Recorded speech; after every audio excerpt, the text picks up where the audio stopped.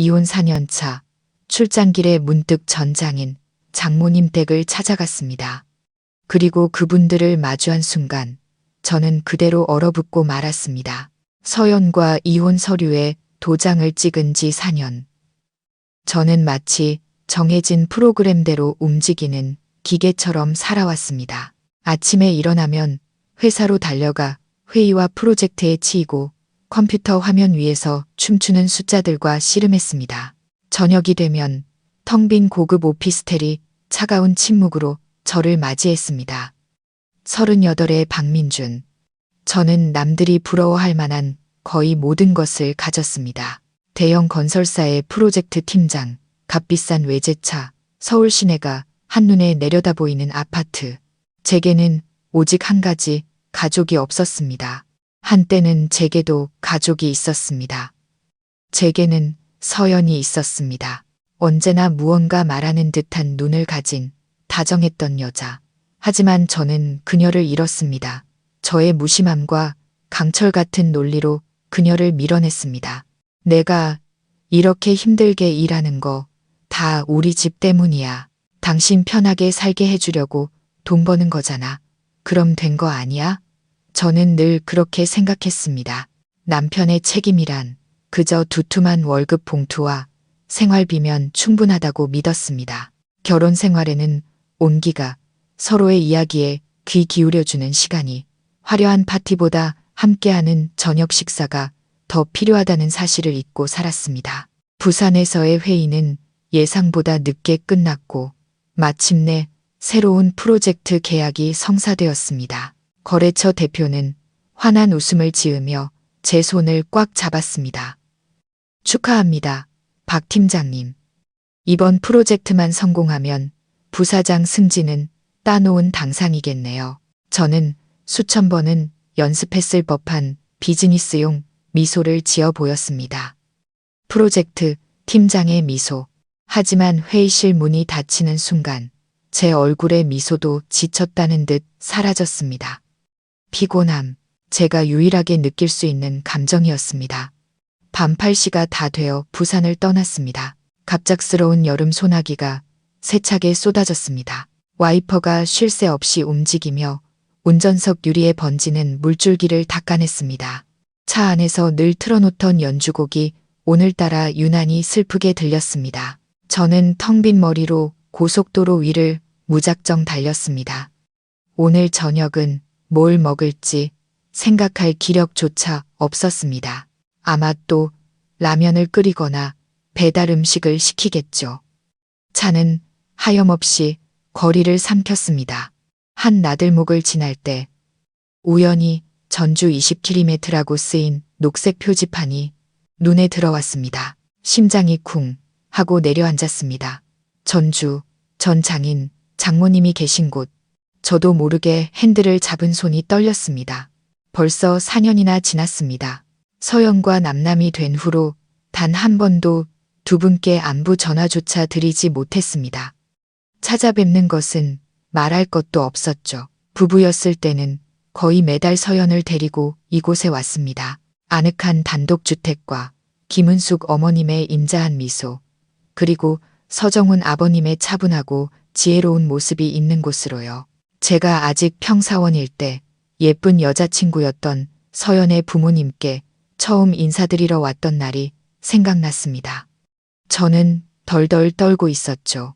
그때 아버님께서 먼저 다가와 철골 구조에 대해 물으시며 말을 걸어주셨습니다. 아버님은 시간 가는 줄 모르고 신나게 이야기하셨고 덕분에 저는 주눅 들었던 마음도 잊을 수 있었습니다. 어머님은 언제나 제 밥그릇에 반찬을 산더미처럼 쌓아주시며 당부하셨습니다. 서울에서 힘들게 일하는데 잘 챙겨 먹어야 힘내지. 주말마다 내려와 내가 맛있는 거 해줄게. 두 분은 저를 친아들처럼 아껴주셨습니다. 그런데 저는 뭘 했을까요? 저는 두 분의 딸을 아프게 했습니다. 두 분이 세상에서 가장 사랑하는 딸이 밤마다 소리 죽여 울게 만들었습니다. 차는 여전히 달리고 있었지만 제 마음은 이미 그 표지판 앞에 멈춰서 있었습니다. 직진할 것인가, 빠져나갈 것인가? 직진하면 서울의 텅 빈 집과 내일의 일이 기다리고 있습니다. 빠져나가면요. 어디로 가죠? 두 분 댁에요. 무슨 자격으로? 전 사위라니. 생각만 해도 씁쓸하고 민망하기 짝이 없었습니다. 저를 보면 뭐라고 생각하실까요? 결혼에 실패하고 딸을 고생시킨 놈이 이제 와서 뻔뻔하게 찾아왔다고 여기실까요? 아니면 저를 외면하고 원망의 눈초리로 바라보실까요? 알 수 없었습니다. 하지만 무언가가 저를 강하게 끌어당겼습니다. 그리움, 제가 스스로 내던져버린 가족의 온기에 대한 그리움이었습니다. 지난 4년간 성공의 정점에 서 있으면서도 단 한 번도 다시 찾지 못했던 진정한 따뜻함에 대한 그리움. 차의 속도가 점점 줄어들었고 깜빡이를 켰습니다. 저는 핸들을 돌려 고속도로 출구로 향했습니다. 제가 왜 이러는지 저도 몰랐습니다. 그저 그곳에 가야만 한다고 생각했습니다. 그저 대문 밖에서 잠시 집을 바라보는 것만이라도 괜찮다고 생각했습니다. 전주 시내로 들어서는 국도는 밤이라 한산했습니다. 노란 가로등 불빛이 길게 늘어서 흩날리는 빗방울을 비췄습니다. 저는 한 주유소에 차를 세웠습니다. 기름을 넣으려는 게 아니었습니다. 제 자신에게 잠시 생각할 시간을 주기 위해서였습니다. 진정해야 했습니다. 나는 누구인가? 여긴 왜 왔는가? 스스로에게 수십 번은 물었습니다. 전 사위라는 신분은 정말이지 기가 막혔습니다. 지난 4년간 저는 서연에 대한, 우리의 결혼 생활에 대한 모든 것을 묻어두려 애썼습니다. 도망치듯 일에만 매달렸습니다. 성공과 돈이 모든 공허함을 채워줄 거라 믿었습니다. 하지만 착각이었습니다. 성공할수록 저는 더 외로워졌습니다. 거래처 사람들과의 술자리에서 만취한 채 집으로 돌아와 차가운 침대에 몸을 던지는 밤이면 저는 가끔 꿈속에서 서연의 이름을 불렀습니다. 기억은 느리게 감는 필름처럼 되살아났습니다. 5주년 결혼기념일. 서연은 촛불을 켠 로맨틱한 저녁 식사를 정성껏 준비했습니다. 제가 좋아하던 와인색 원피스를 입고 수줍은 미소로 저를 기다렸습니다. 하지만 저는 어디에 있었을까요?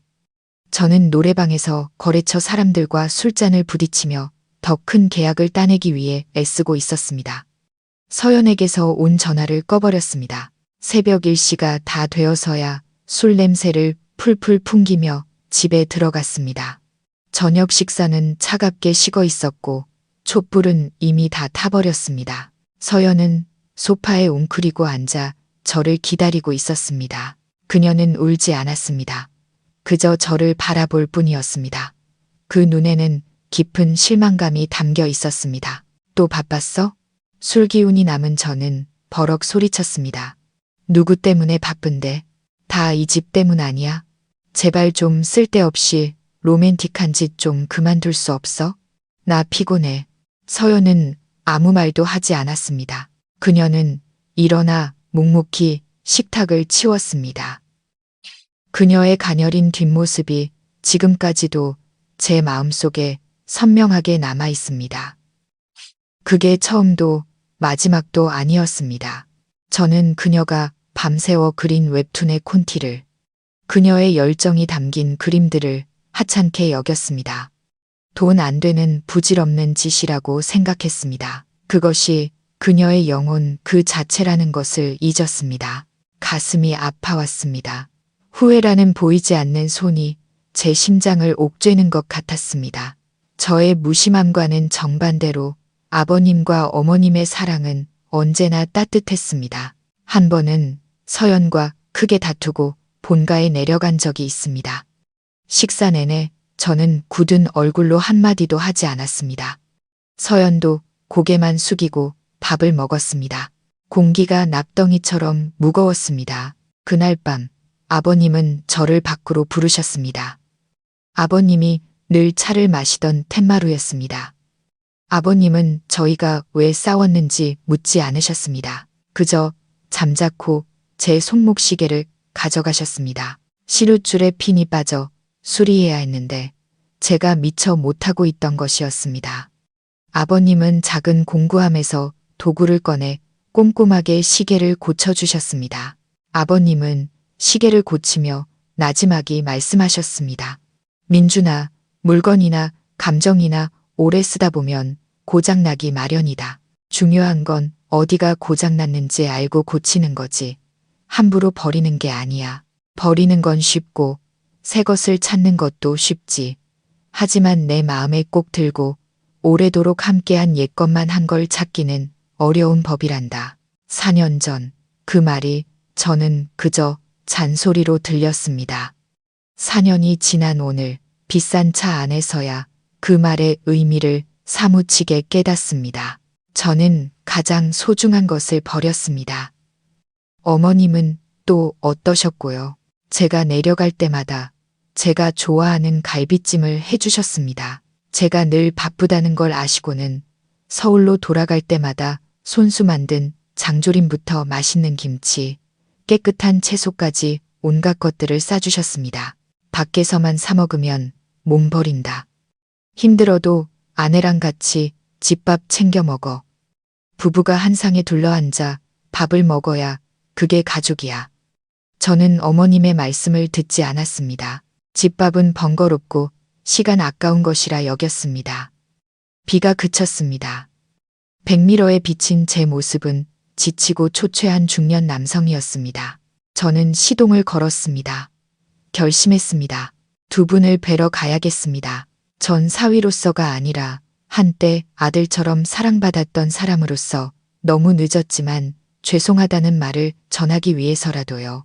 제가 두 분의 딸을 행복하게 해주지 못한 것에 대해 사죄해야 했습니다. 두 분이 저를 꾸짖고 내쫓으신다 해도 저는 달게 받을 작정이었습니다. 차는 천천히 전주 시내로 들어섰습니다. 밤 10시가 다 되어 거리는 한산했습니다. 이 도시는 서울이나 부산의 소란스러움과는 다른 고즈넉하고 평화로운 분위기를 그대로 간직하고 있었습니다. 옛 기억들이 생생하게 떠올랐습니다. 심지어 남부시장 근처 커브길의 움푹 팬 도로까지 기억났습니다. 서연을 태우고 올 때마다 급정거를 해야 했던 곳이었죠. 문득 선물을 사야 한다는 생각이 들었습니다. 빈손으로 갈 수는 없었습니다. 그런데 뭘 사야 할까요? 큰 프로젝트들을 처리하는 데는 익숙한 저였지만 지금 이 순간 집에 들고 갈 선물을 고르는 일이 저를 당황하게 만들었습니다. 그때 또다시 기억이 저에게 답을 알려주었습니다. 아버님은 차를 좋아하셔. 공장에서 나온 향 첨가된 차가 아니라 진짜 배기 하동 녹차를 좋아하셨지.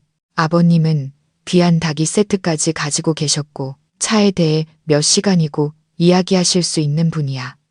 아버님은 차를 마시는 건 마음을 다스리고 자신을 돌아보기 위함이라고 하셨습니다. 그때는 그저 시간 낭비라고 생각했는데 어머님은 단 걸 좋아하셔.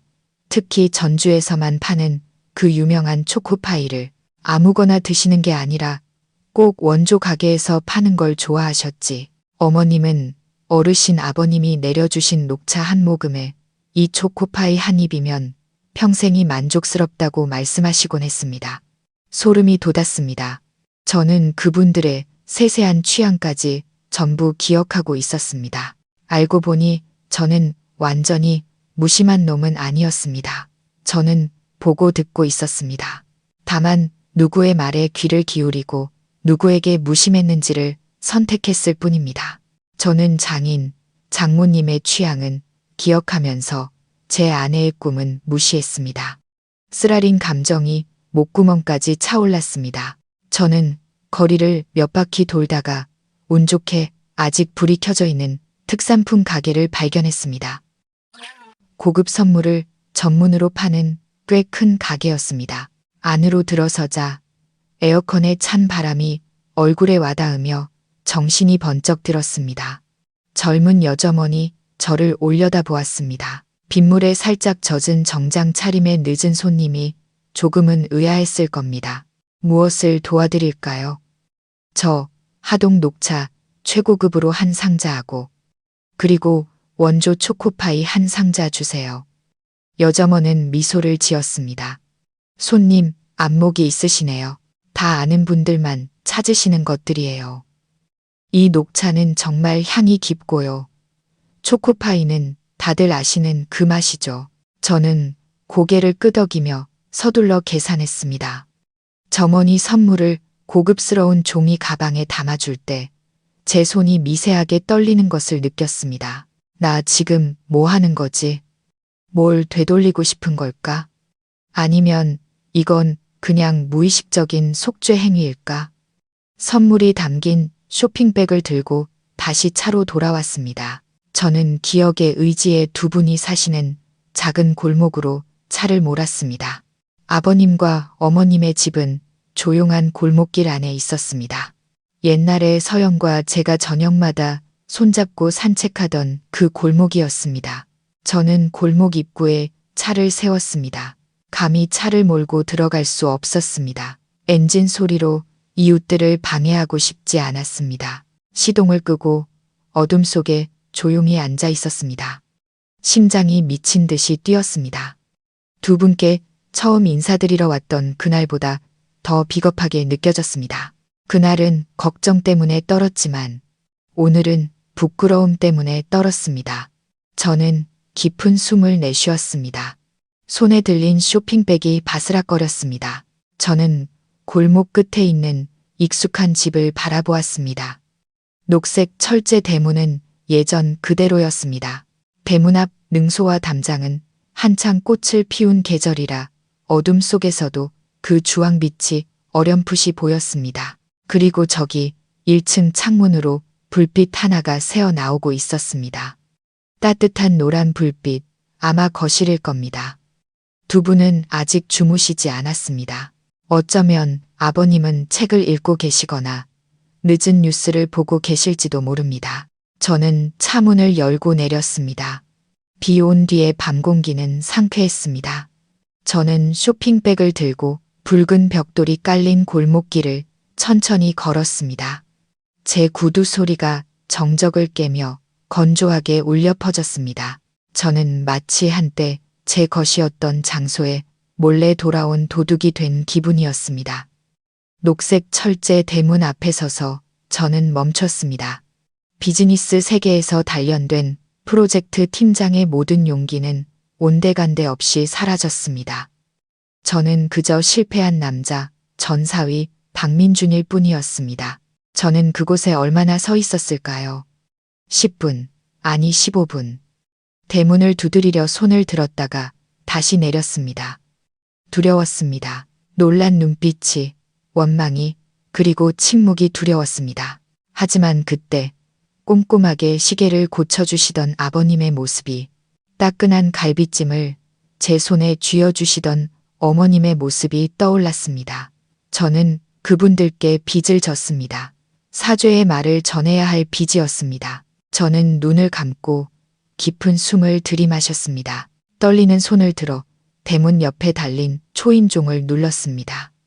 딩동하는 소리가 밤의 정적 속에서 건조하고 어색하게 울려 퍼졌습니다. 심장이 터져 나올 것 같았습니다. 딩동하는 초인종 소리가 고요한 밤을 갈랐습니다.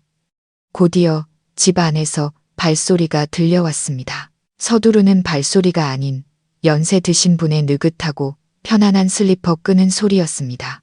현관등이 탁 켜지며 노란 불빛이 제 얼굴을 정면으로 비췄고 저는 눈을 찡그렸습니다. 발가벗겨진 기분이었습니다.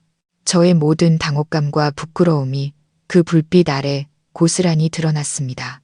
문 잠금 장치가 철컥 소리를 냈습니다.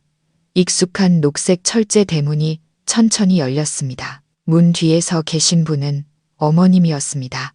4년 만에 뵙는 어머님은 머리가 희끗희끗해지셨고 눈가의 주름도 더 깊어졌습니다. 하지만 눈빛만은 예전 그대로 인자하고 따뜻했습니다. 어머님은 편안한 실내복 차림에 TV 리모컨을 들고 계셨습니다. 저를 본 순간 어머님은 그대로 멈춰 섰습니다. 손에 들고 있던 리모컨이 툭 하고 바닥에 떨어졌습니다. 어머님의 눈이 믿을 수 없다는 듯 커졌습니다. 어머님은 손으로 입을 가리셨습니다. 민준이 어머님의 목소리는 의심과 놀라움에 떨리고 있었습니다. 어머님은 저를 보았다가 제 뒤를 힐끗 보았습니다. 마치 제가 혼자 온 게 아닌지 혹은 이것이 꿈은 아닌지 확인하려는 듯 했습니다. 저는 그 자리에 못 박힌 듯 서 있었습니다. 목구멍이 바싹 말라왔습니다. 저는 꾸지람을 듣거나 쫓겨날 각오를 하고 왔습니다. 하지만 어머님의 이토록 놀란 반응은 저를 더욱 어쩔 줄 모르게 만들었습니다. 어머님, 안녕하세요. 저는 겨우 목소리를 냈지만 목이 잠겨 갈라졌습니다. 저는 쇼핑백을 들어 올렸습니다. 성적이 나쁜 아이가 선물을 들고 와 잘못을 덮으려는 듯한 거의 무의식적인 행동이었습니다. 제가 부산에 출장 왔다가 올라가는 길에 두 분 뵙고 싶어서요. 이거 작은 선물입니다. 어머님은 여전히 충격에서 벗어나지 못한 듯 했습니다. 저를 빤히 바라보시던 어머님의 눈시울이 갑자기 붉어졌습니다. 우시는 건 아니었지만 그 눈빛 속에서 벅찬 감정이 느껴졌습니다. 어머님은 감정을 숨기려는 듯 서둘러 몸을 숙여 리모컨을 주었습니다. 세상에, 민준이 맞구나. 정말 우리 민준이네. 더 이상 의심하는 기색이 아니었습니다.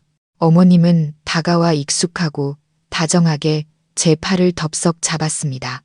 어서 들어와, 어서. 세상에, 이 시간에 어쩐 일이야. 오는 길은 힘들지 않았고 옷이 다 젖었네. 비 맞았어. 어머님은 저를 마당으로 끌어당기셨습니다. 쏟아지는 질문 속에는 오직 걱정뿐 단 한마디의 원망도 없었습니다. 예상치 못한 환대에 저는 정신이 멍했습니다. 차라리 화를 내시는 게 더 마음이 편했을 겁니다. 이 따뜻함이 제 마음속 후회를 몇 배는 더 크게 만들었습니다. 아닙니다. 어머님, 괜찮아요. 아까 온 비에 살짝 맞았어요. 어서 들어와, 빨리. 어머님은 서둘러 대문을 닫고 저를 거실로 이끄셨습니다. 여기 앉아라. 어서 소파에 앉아. 저는 익숙한 거실로 들어섰습니다. 모든 것이 예전 그대로였습니다. 윤이 나는 자개장, 째깍째깍 시간을 알리는 낡은 괴종시계, 오래된 나무 냄새와 섞인 은은한 향 냄새까지 제가 잃어버렸던 평화로움의 향기. 단 하나 바뀐 것이 있었습니다.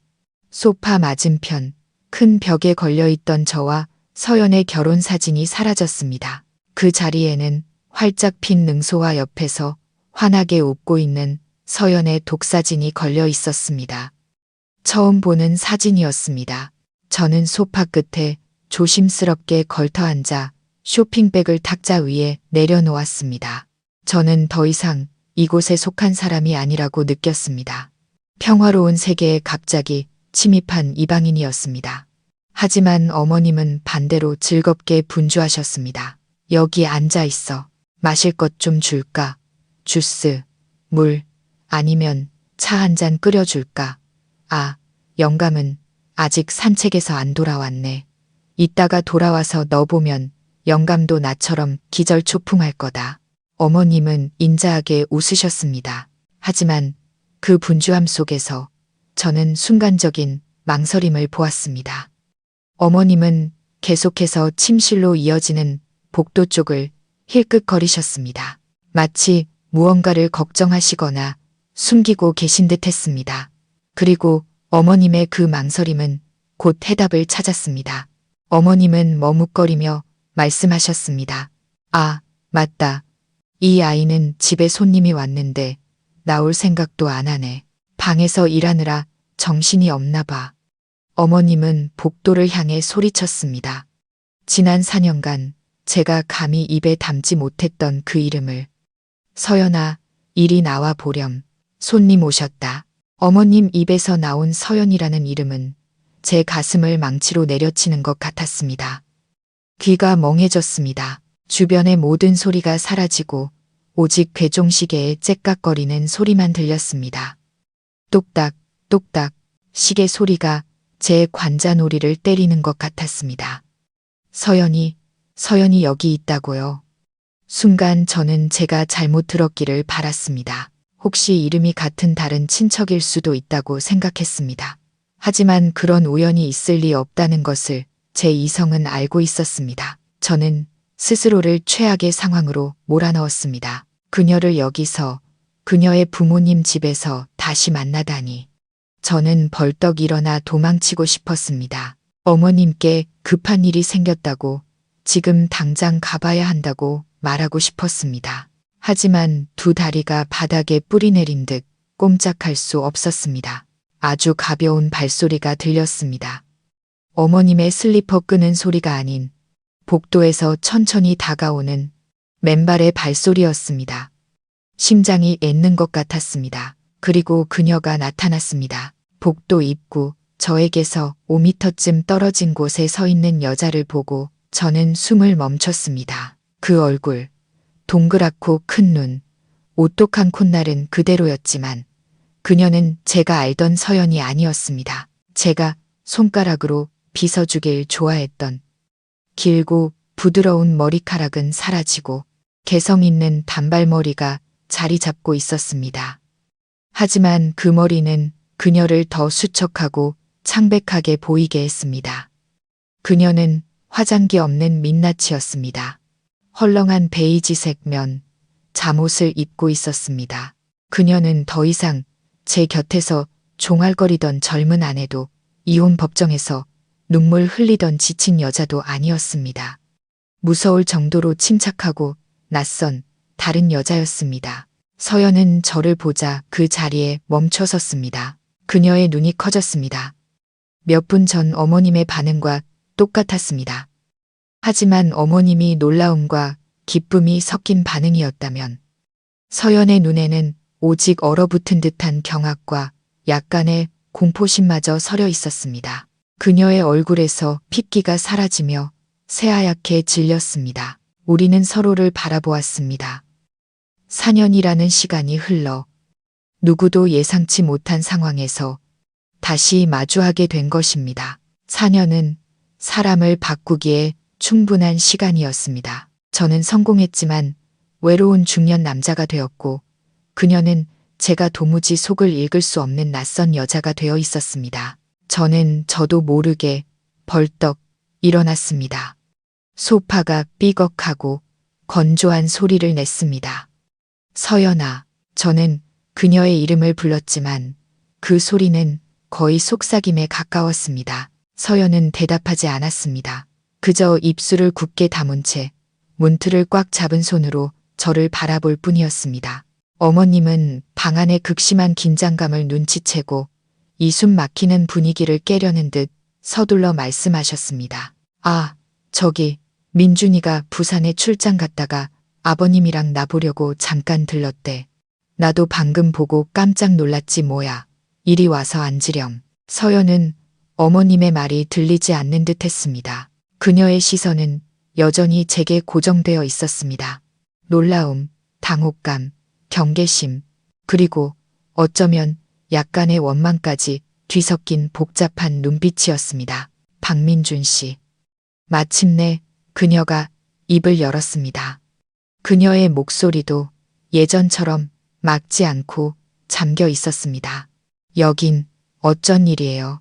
그녀의 질문은 제게 찬물을 끼얹는 것 같았습니다. 여긴 어쩐 일이에요? 맞습니다. 제가 무슨 자격으로 여기 있단 말입니까? 저는 그녀의 인생에서 지워진 사람이었습니다. 저는 더듬거리며 무슨 말부터 해야 할지 몰랐습니다. 어머님이 다시 나섰습니다. 아버님이랑 어머님 뵈러 왔지. 자, 서연아, 너도 이리 와 앉아라. 나는 민준이가 사온 차 좀 타와야겠다. 내 아버지가 딱 좋아하는 하동 녹차네. 어머님은 제가 가져온 차 상자를 들고 서둘러 부엌으로 가셨습니다.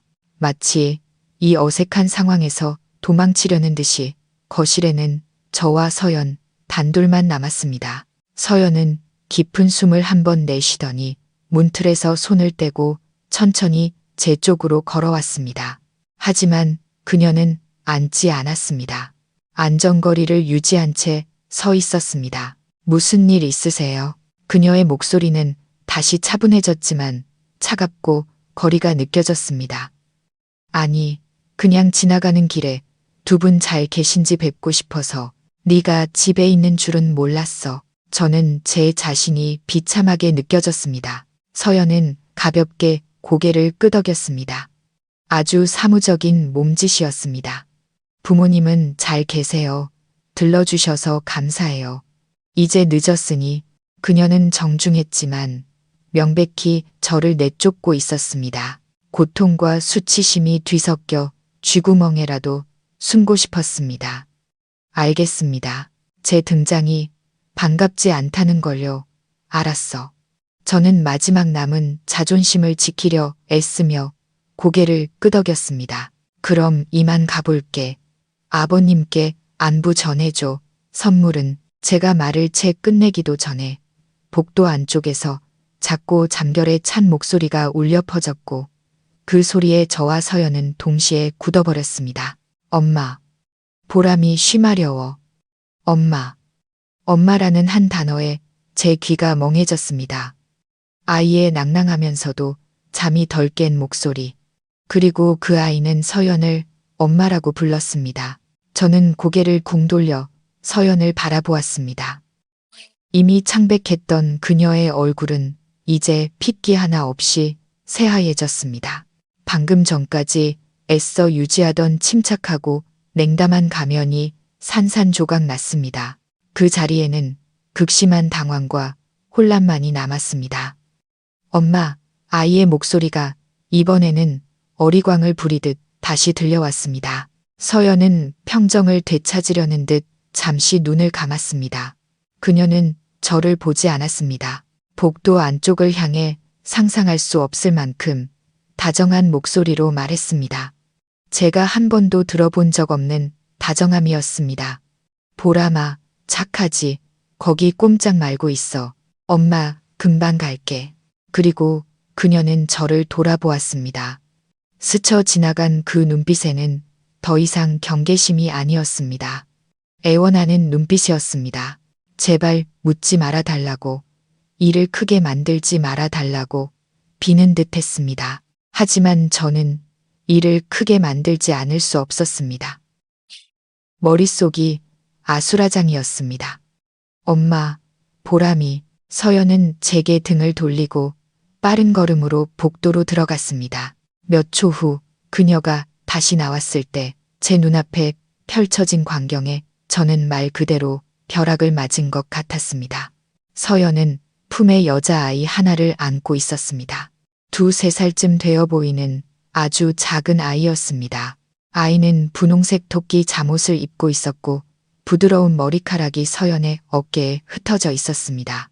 아이는 막 잠에서 깬 듯 눈을 비비며 서연의 목에 얼굴을 묻고 있었습니다. 시간은 멈췄고 괴종시계의 째깍거리는 소리만이 저의 무너짐을 새는 듯 했습니다.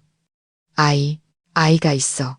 서연에게 아이가. 머릿속에서 미친 듯이 계산이 돌아갔습니다. 우리는 4년 전에 이혼했습니다. 이 아이는 2~3살쯤 되어 보입니다. 그렇다면 이혼한 지 얼마 안 되어 서연은 다른 사람을 만났고 재혼을 했고 새로운 가정을 꾸리고 아이까지 낳은 겁니다. 제 인생에서 한 번도 느껴보지 못했던 질투와 상실감이 격렬하게 치밀어 올랐습니다. 이혼하던 날보다 더 고통스러웠습니다. 그날은 아내를 잃었지만 오늘 저는 그녀를 영원히 잃었다는 것을 깨달았습니다. 그녀는 저 없이 새로운 삶, 새로운 행복을 찾았습니다. 그리고 저는 바보같이 녹차와 초코파이 상자를 들고 낡은 기억과 뒤늦은 후회를 안고 여기까지 달려온 겁니다. 정말이지 웃기는 꼴이었습니다. 마침 부엌에서 차를 내오던 어머님도 이 광경을 보고는 멈칫하셨습니다. 찻잔을 든 쟁반이 파르르 떨렸습니다. 어머님은 저를 보았다가 서연을 보았다가 어쩔 줄 몰라 하셨습니다. 보람이, 우리 보람이 잠깼구나. 어머님은 애써 아무렇지 않은 척 말씀하셨습니다. 보람아, 착하지. 삼촌한테 인사해야지. 보람이라는 이름의 여자아이는 그제야 엄마 어깨에서 얼굴을 들었습니다. 아이는 아주 맑고 동그란 까만 눈을 가지고 있었습니다. 아이는 낯선 남자인 저를 조금도 두려워하지 않고 호기심 어린 눈으로 바라보았습니다. 서연은 본능적으로 딸을 더 꽉 껴안았습니다. 그녀는 제 시선을 피했습니다. 그녀는 어머님을 향해 말했습니다. 엄마, 저 보람이 화장실 좀 데리고 다녀올게요. 아마 그냥 다시 재워야 할 것 같아요. 그리고 서연은 누구의 반응도 기다리지 않고 아이를 안은 채 깸 돌아서서 복도 안으로 사라졌습니다. 그녀는 저와 어머님, 그리고 숨 막히는 침묵만을 남겨두고 떠났습니다. 저는 두 손을 힘없이 늘어뜨렸습니다. 탁자 위의 선물은 이제 저의 어리석음을 증명하는 증거물처럼 보였습니다. 뺨이 화끈거렸습니다. 저는 모욕당했습니다. 보이지 않지만 뼈아픈 따귀를 맞은 기분이었습니다. 그들이 저를 속였습니다. 아니, 그들이 속인 게 아니었습니다. 제가 스스로를 속였고 제 발로 찾아온 겁니다. 제가 무슨 자격으로 화를 냅니까? 저는 전사위 남이었습니다. 민준아, 어머님이 더듬거리며 찻잔을 내려놓았습니다. 그릇 부딪히는 소리가 요란하게 났습니다. 앉아서 차 한 잔 마셔라. 저는 더 이상 앉아 있을 수 없었습니다. 이 집에서 숨 쉴 수조차 없었습니다. 죄송합니다. 어머님. 제 목소리는 감정 없이 차갑게 울렸습니다. 제가 너무 실례를 했습니다. 밤도 늦었고 이만 가보겠습니다. 저는 당장 이곳을 벗어나야 했습니다. 저는 가보겠습니다라고 말하며 거의 즉시 몸을 돌렸습니다.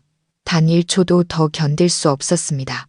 눈앞에 펼쳐진 진실은 너무나 잔인했습니다. 제가 상상했던 따뜻한 가족은 이미 새로운 구성원을 맞이했고 그 구성원은 저의 완벽한 실패를 증명하고 있었습니다. 어머나, 민준아, 잠깐만. 어머님이 당황하며 다급하게 제 팔을 붙잡았습니다. 이제 막 왔는데 물 한 모금 안 마시고 어딜 가려고 그래? 어머님의 목소리에는 당혹감과 함께 애원하는 듯한 기색마저 서려 있었습니다. 어머님은 두려워하고 있었습니다. 제가 오해할까봐 혹은 소란을 피울까봐 두려워하는 것 같았습니다. 괜찮습니다, 어머님. 저는 어머님의 손을 조심스럽게 떼어내며 평정을 유지하려 애썼습니다. 너무 늦었습니다. 가족분들께 폐를 끼쳤습니다. 저는 가족이라는 단어에 힘을 주었습니다. 서연과 어머님과 그리고 그 아이의 새로운 가족. 민준아, 제발. 어머님은 울 것 같은 표정이었습니다. 복도 쪽을 보았다가 다시 저를 보았다가 어쩔 줄 몰라 하셨습니다. 그게 네가 생각하는 그런 게 아니야. 우선 앉아서. 바로 그때 서연이 걸어 나왔습니다. 이번에는 혼자였습니다. 아이는 재운 모양이었습니다. 서연의 얼굴에는 더 이상 당황한 기색이 없었고 얼음장처럼 차가웠습니다. 그녀는 자신을 방어하는 냉담한 가면을 다시 쓰고 있었습니다. 그녀는 저를 보고 저를 붙잡고 있는 어머니를 보았습니다. 엄마. 서연의 목소리는 단호하고 분명했습니다. 늦었어요. 저분 가게 해드려요. 서울까지 운전하고 가셔야 하잖아요. 또 한 번 차갑고 정확하게 날아온 비수였습니다. 그녀는 설명하지 않았습니다. 붙잡지도 않았습니다. 제가 가야 한다는 사실을 확인시켜 주었습니다. 제가 이곳에서 사라지기를 원했습니다. 제 안에 남아있던 남자로서의 마지막 자존심이 꿈틀거렸습니다. 이곳에 온 것은 제 실수였습니다. 용서와 따뜻함을 기대했던 것이 실수였습니다. 저는 그녀의 새로운 행복에 끼어든 방해꾼일 뿐이었습니다. 저는 고개를 끄덕였습니다. 뻣뻣한 움직임이었습니다. 그래, 내 말이 맞아. 저는 어머님을 향해 돌아섰습니다. 죄송합니다. 어머님, 저 가보겠습니다. 건강하시고 아버님께도 안부 전해주세요. 저는 더 이상 서연을 쳐다볼 용기가 없었습니다. 그녀를 1초만 더 봤다가는 왜 나한테 이렇게 대하는 건데? 그 아이는 누구야? 하고 소리칠 것만 같았습니다. 하지만 제게는 그럴 권리가 없었습니다. 4년 전에 그 권리를 잃었습니다. 저는 고개를 숙이고 몸을 돌려 빠르게 문으로 향했습니다. 어서 빨리 차에 타서 이 잔인한 진실을 목격한 도시를 떠나고 싶었습니다. 거실 문고리에 막 손을 얹었을 때였습니다. 밖에서 익숙한 철제 대문 소리가 다시 들렸습니다. 저는 멈칫했습니다. 심장이 또 한 번 덜컥 내려앉았습니다. 이번 발소리는 규칙적이고 힘찬 구두 소리였습니다. 거실 문이 열리고 아버님이 들어오셨습니다. 손에는 아직 빗물이 묻은 우산을 들고 계셨습니다. 아버님은 늘 저녁 산책 때 입으시던 카키색 셔츠와 정장 바지 차림이었습니다. 4년 만에 뵙는 아버님은 여전히 정정하셨지만 머리카락은 더 하얘지셨습니다. 아버님은 들어서자마자 방 안의 분위기를 즉시 감지하셨습니다. 아버님의 날카로운 눈빛이 방 안을 한번 훑었습니다. 눈시울이 붉어진 채 굳어있는 아내 김은숙, 팔짱을 낀 채 얼음장 같은 표정의 딸 서연, 그리고 핏기 하나 없는 얼굴로 문가에서 도망갈 준비를 하고 있는 전사위 박민준까지. 아버님은 멈춰 섰습니다. 아버님의 시선이 제게 머물렀습니다. 아버님은 어머님처럼 놀라지 않으셨습니다. 그저 복잡한 상황을 판단하려는 듯 눈을 가늘게 뜨셨습니다. 침묵이 흘렀습니다. 어머님마저 숨을 죽였습니다. 그리고 아버님이 입을 열었습니다. 아버님의 목소리는 낮고 지극히 차분했습니다. 민준이냐? 아버님은 그저 민준이냐 한마디 하셨습니다. 왜 여기 있느냐고 묻지도 놀라지도 않으셨습니다. 마치 제가 나타날 것을 미리 알고 계셨던 것처럼 그저 제 이름을 부르셨습니다. 아버님의 침착함에 도망치려던 저는 발을 뗄 수 없었습니다. 부끄러움이 밀려왔습니다. 아버님 앞에서 제 모습은 너무나 초라했습니다. 아버님. 저는 우물쭈물하며 아무 말도 하지 못했습니다. 어머님이 다급하게 남편 곁으로 다가갔습니다. 여보, 민준이가 출장 갔다가 우리 보려고 잠깐 들렀어요. 방금 왔는데. 아버님은 손을 들어 어머님의 말을 조용히 막았습니다. 알고 있소. 아버님의 시선이 제게서 탁자 위에 쇼핑백으로 옮겨갔습니다. 아버님은 다가가 녹차 상자를 집어들었습니다. 하동 녹차군. 아버님은 여전히 평온한 목소리로 말씀하셨습니다. 이 늙은이 취향을 아직도 기억하고 있었나? 그 말은 질문이 아니라 확인이었습니다. 그 말에 저는 더욱 부끄러워졌습니다. 그리고 아버님은 고개를 들었습니다. 저를 보시고 이제는 아버지를 차마 마주보지 못하고 고개를 돌린 서연을 보시고 당황한 기색이 역력한 어머님을 보셨습니다. 비즈니스 세계에서 잔뼈가 굵은 프로젝트 팀장의 모습은 완전히 사라졌습니다. 저는 이제 지혜로운 스승 앞에 선 잘못을 저지른 학생일 뿐이었습니다. 아버님은 모든 것을 꿰뚫어 보고 계셨습니다. 제 눈 속의 무너짐을 보셨습니다. 제가 아이를 봤다는 사실을, 그리고 제가 지금 무슨 생각을 하고 있는지도 정확히 알고 계셨습니다. 아버님은 천천히 얇은 외투를 벗어 의자 등받이에 걸쳤습니다. 아버님의 행동은 조금도 서두르는 법이 없었습니다. 그 침착함이 마치 찬물처럼 방 안의 혼란을 서서히 잠재웠습니다. 은숙 씨, 아버님은 아내에게 말씀하셨습니다. 안에 들어가서 이 차 좀 우려내 주구려.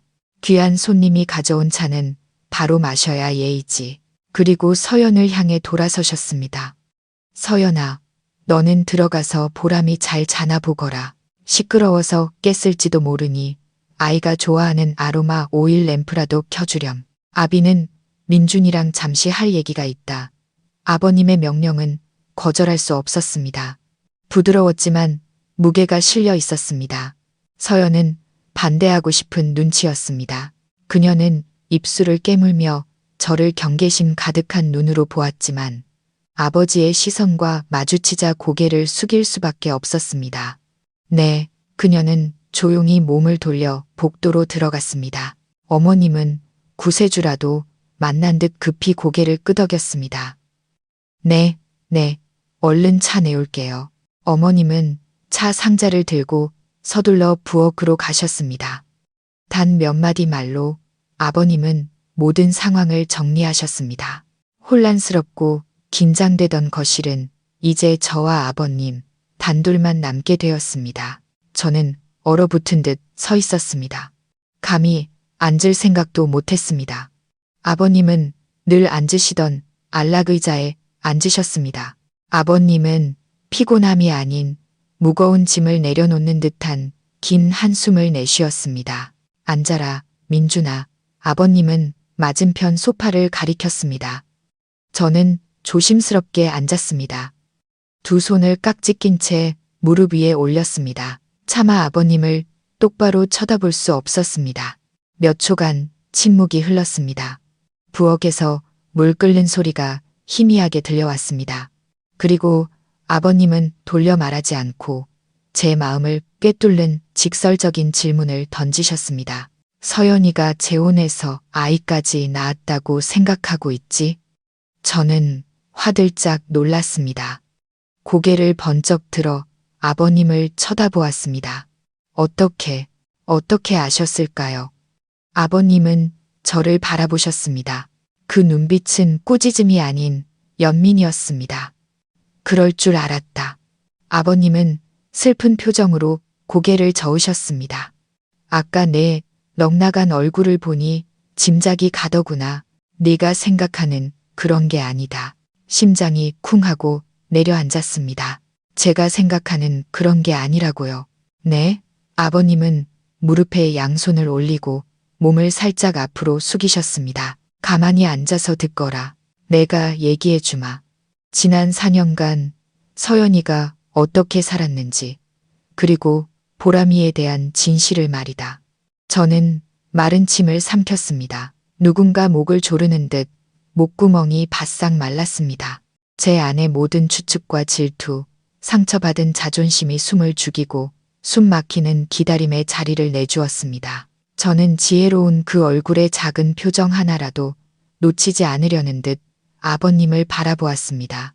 아버님은 담배 한 개비를 꺼내 무셨습니다. 아버님은 담배를 거의 피우지 않으셨습니다. 아주 무거운 마음에 짐이 있을 때만 그러셨습니다. 깊이 한 모금 빨아들인 담배 연기가 천장을 향해 흩어졌습니다. 희뿌연 연기가 노란 불빛과 어우러져 공간을 더욱 무겁게 만들었습니다. 너희 둘이 법원에서 남남이 되던 날, 아버님은 이야기를 시작하셨습니다.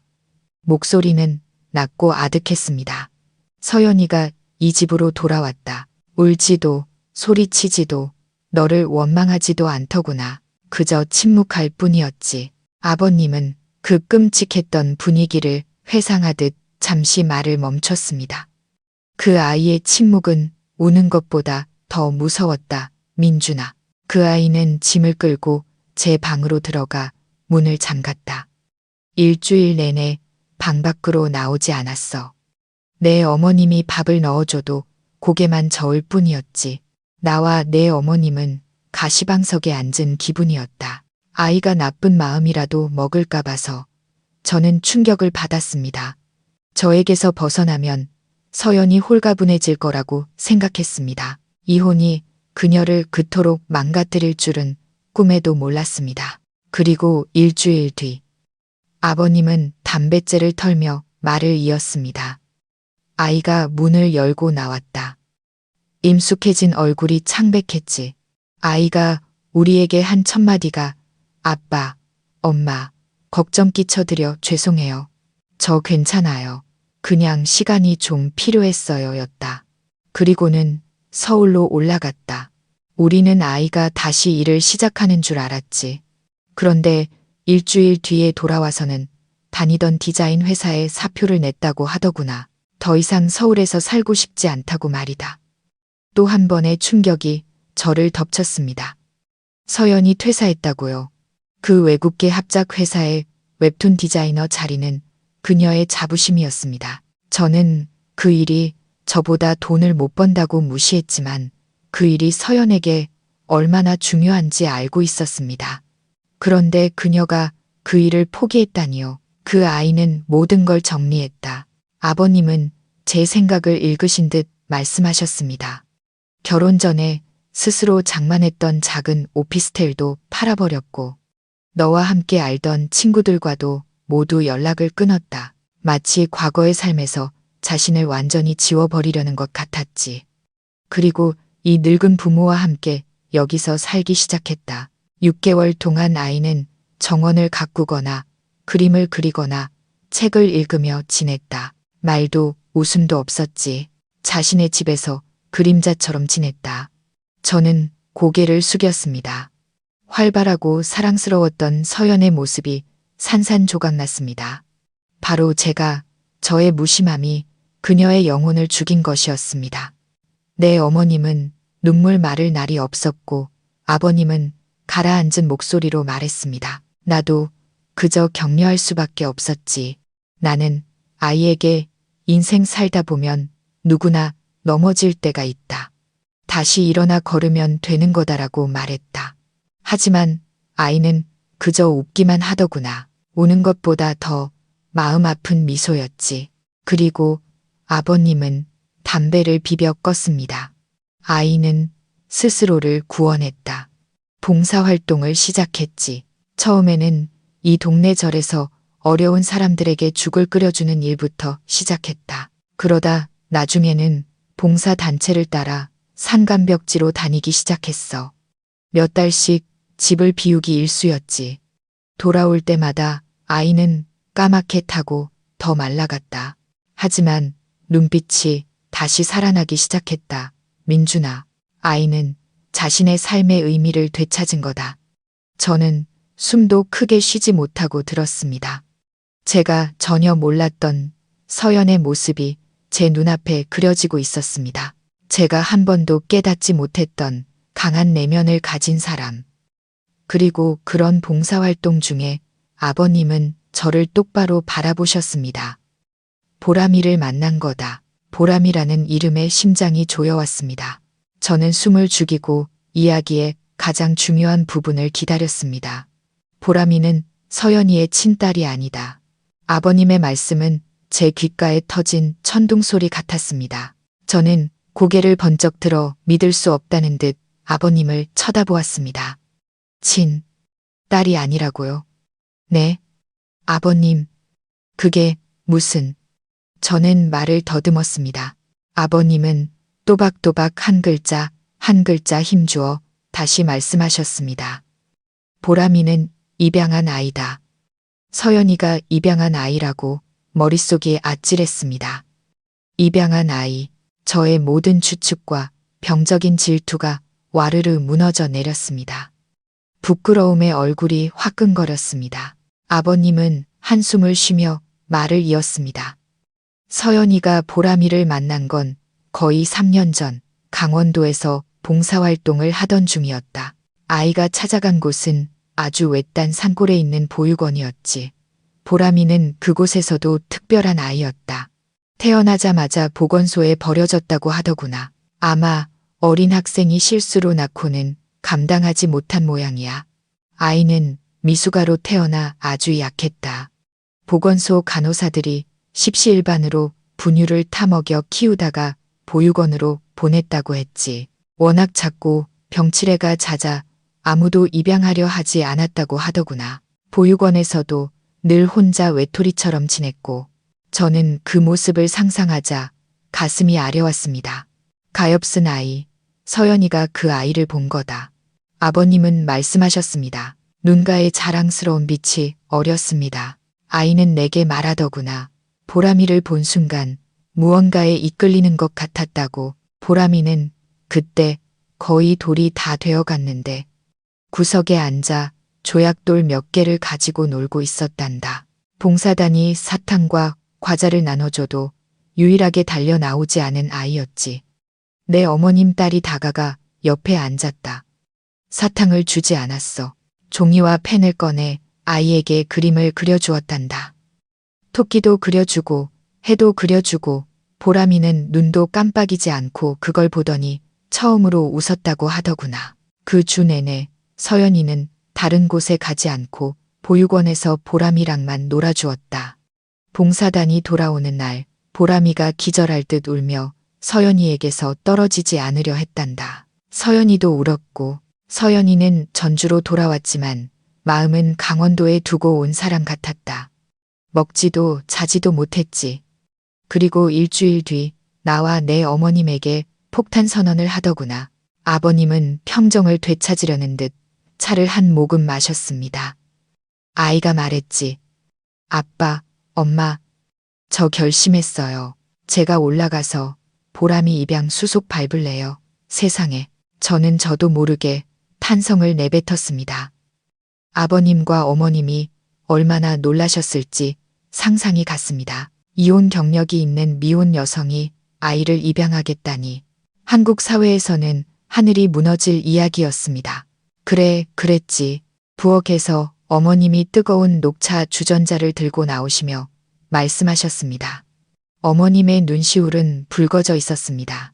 아마 밖에서 모든 이야기를 듣고 계셨나 봅니다. 그 말을 듣고 다리에 힘이 풀리더구나. 내가 소리치며 반대했다. 내가 너 미쳤냐, 서연아. 내 인생도 힘든데 왜 그런 짐까지 지려고 해. 너 혼자 몸으로 나중에 누가 너를 데려가겠어? 하고 말했지. 어머님은 찻잔을 탁자에 내려놓았고 찬물이 쟁반 위로 넘쳤습니다. 내가 아주 모진 말을 했다. 민준아, 지금도 후회돼. 그저 내 딸이 더 고생할까봐 그랬던 건데. 저는 침묵했습니다. 어머님의 걱정이 이해되었습니다. 그것은 한 어머니의 너무나 현실적인 걱정이었습니다. 하지만 아이는 듣지 않았다. 아버님이 말을 이었습니다. 아이는 나와 내 어머님 앞에 무릎을 꿇고 말했지. 아빠, 엄마, 저는 너무 약해서 한 가정을 잃었어요. 지키는 법을 몰랐어요. 이제 저를 필요로 하는 사람을 만났고 저도 그 아이가 필요해요. 제 방식대로 가정을 다시 꾸릴 거예요. 남자가 없어도 저는 엄마가 될 수 있어요. 제발 저를 막지 마세요. 서연의 그 말은 또 하나의 망치가 되어 저를 내리쳤습니다. 저는 너무 약해서 한 가정을 잃었어요. 아니야, 서연아. 네가 약한 게 아니었어. 그걸 부순 건 바로 나야. 나는, 아버님은 고개를 저으셨습니다. 나는 더 이상 아이를 막을 수 없었다. 아이의 눈에서 한 번도 본 적 없는 결심을 보았다. 너와 결혼하겠다고 했을 때보다 더 강한 결심이었지. 그것이 아이의 삶의 이유라는 것을 알았다. 입양수속은 정말 힘들었다. 아버님은 말했습니다. 사람들은 온갖 이유를 대며 힘들게 했다. 미혼 여성이 아이를 입양하는 것도 어려운데 출생 기록도 없는 아이였으니까. 하지만 서연이는 포기하지 않았다. 모아두었던 돈, 오피스텔 판 돈을 전부 썼다. 1년 내내 강원도를 오갔지. 몸은 바싹 말라갔지만 아이는 해냈다. 아이가 보람이를 이 집에 데리고 오던 날. 아이를 품에 안고 웃는데 눈물이 쉴 새 없이 흐르더구나. 이혼하던 그날 이후로 아이가 그렇게 행복하게 웃는 건 처음 보았다. 저는 망부석처럼 앉아 있었습니다. 믿을 수 없는 이야기였습니다. 제가 연약하고 그림 그리는 것밖에 모른다고 생각했던 아내 서연이 이토록 엄청난 힘을 가지고 있었다니. 그녀는 스스로 싸웠고 스스로 새로운 가정을 찾아내고 만들어냈습니다. 그런데 저는 지난 4년간 저는 무엇을 했습니까? 술자리를 전전하고 계약서에 목숨 걸고 돈을 벌기 위해 발버둥치다. 밤이 되면 호화로운 아파트에서 홀로 외로워했습니다. 저는 제 자신이 너무나 작고 비겁하고 부끄럽게 느껴졌습니다. 진실은 얼음물처럼 차갑게 제 얼굴을 때렸지만 오히려 정신이 들게 했습니다. 조금 전에 질투와 분노는 흔적도 없이 사라지고 그 자리에는 부끄러움과 함께 서연에 대한 말로 표현할 수 없는 존경심이 차올랐습니다. 저는 그녀를 너무 얕봤습니다. 저는 한때 제 곁에 있던 그 여자를 단 한 번도 제대로 이해하지 못했습니다. 어머님은 아버님 옆에 앉아 눈물을 훔쳤습니다. 보람이가 온 뒤로 서연이가 완전히 달라졌어. 다시 밝고 활발해졌지. 집에 작은 화실을 열어서 동네 아이들 그림도 가르치고 외주 작업도 받아서 해 혼자서 아이를 다 키웠지. 밤에 아이가 아프면 혼자 뜬 눈으로 밤을 새웠어. 딸 고생하는 거 보면 마음이 아팠지만 아이가 자기 자신을 되찾은 것 같아서 한편으로는 기뻤단다. 아버님은 제가 가져온 찻잔에 녹차를 따랐습니다. 맑고 은은한 녹차 향이 방 안에 퍼졌습니다. 아버님은 제게 찻잔을 건네셨습니다. 마셔라. 속 좀 덮이게. 저는 떨리는 손으로 찻잔을 받았습니다. 찻잔의 온기가 손으로 전해졌지만 아버님의 목소리만큼 따뜻하지는 않았습니다. 아버님, 제 목소리가 나왔습니다. 목이 메었습니다. 저는 몰랐습니다. 죄송합니다. 제가 오해했습니다. 저는 부끄러워서 고개를 들 수 없었습니다. 몇 분 전 제 자신이 했던 비열한 생각들이 너무나 부끄러웠습니다. 아버님은 손을 저으셨습니다. 내가 이 이야기를 하는 건 너를 자책하게 하려는 것도 원망하려는 것도 아니다. 너희 두 사람의 일은 인연이 거기까지였던 게지. 우리가 어찌하겠느냐. 인연이 닿으면 어쩔 수 없는 일이다. 아버님은 차를 한 모금 마시고 고개를 끄덕이셨습니다. 차가 참 좋구나. 이 늙은이 취향을 잊지 않았어. 그 말씀이 저를 더욱 괴롭게 했습니다. 아버님은 저를 바라보셨습니다. 인자하지만 깊이를 알 수 없는 눈빛이었습니다. 민준아, 지난 4년간 너도 쉽지 않게 살았다는 거 안다. 내 얼굴만 봐도 알아. 서연이 남편이었을 때보다 더 늙고 수척해졌구나. 저는 깜짝 놀랐습니다. 저는 제가 잘 숨기고 있다고 생각했습니다. 일에만 매달렸겠지.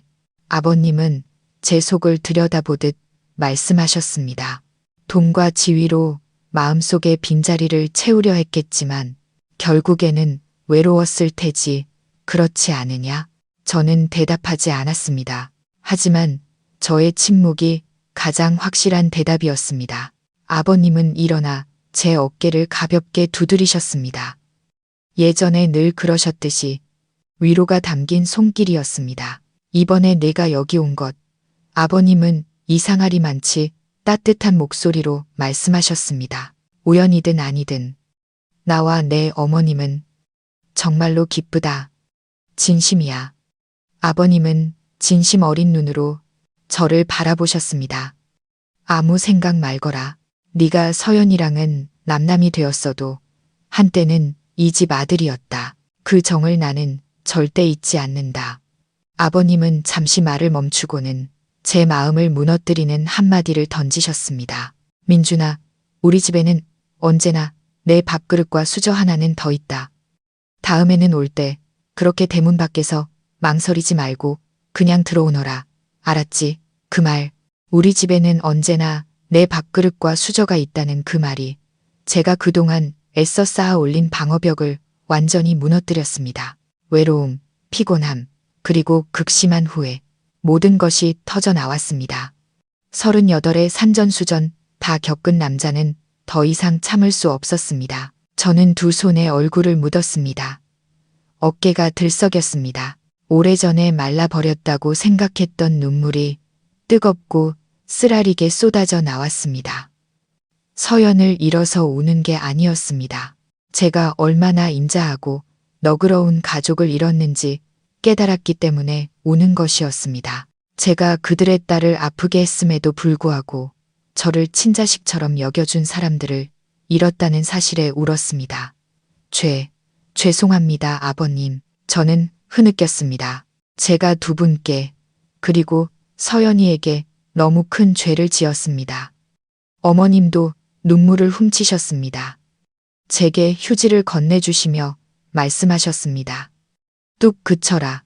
사내 자식이 다 지난 일이야. 이렇게 찾아와 준 것만으로도 고맙다. 저는 한참 뒤에야 겨우 진정할 수 있었습니다. 조금 식은 녹차를 단숨에 마셨습니다. 차의 쌉쌀한 맛이 오히려 저를 정신 차리게 했습니다. 감정이 가라앉아 저와 서연의 결혼 생활에 대한 기억들이 생생하게 떠올랐습니다.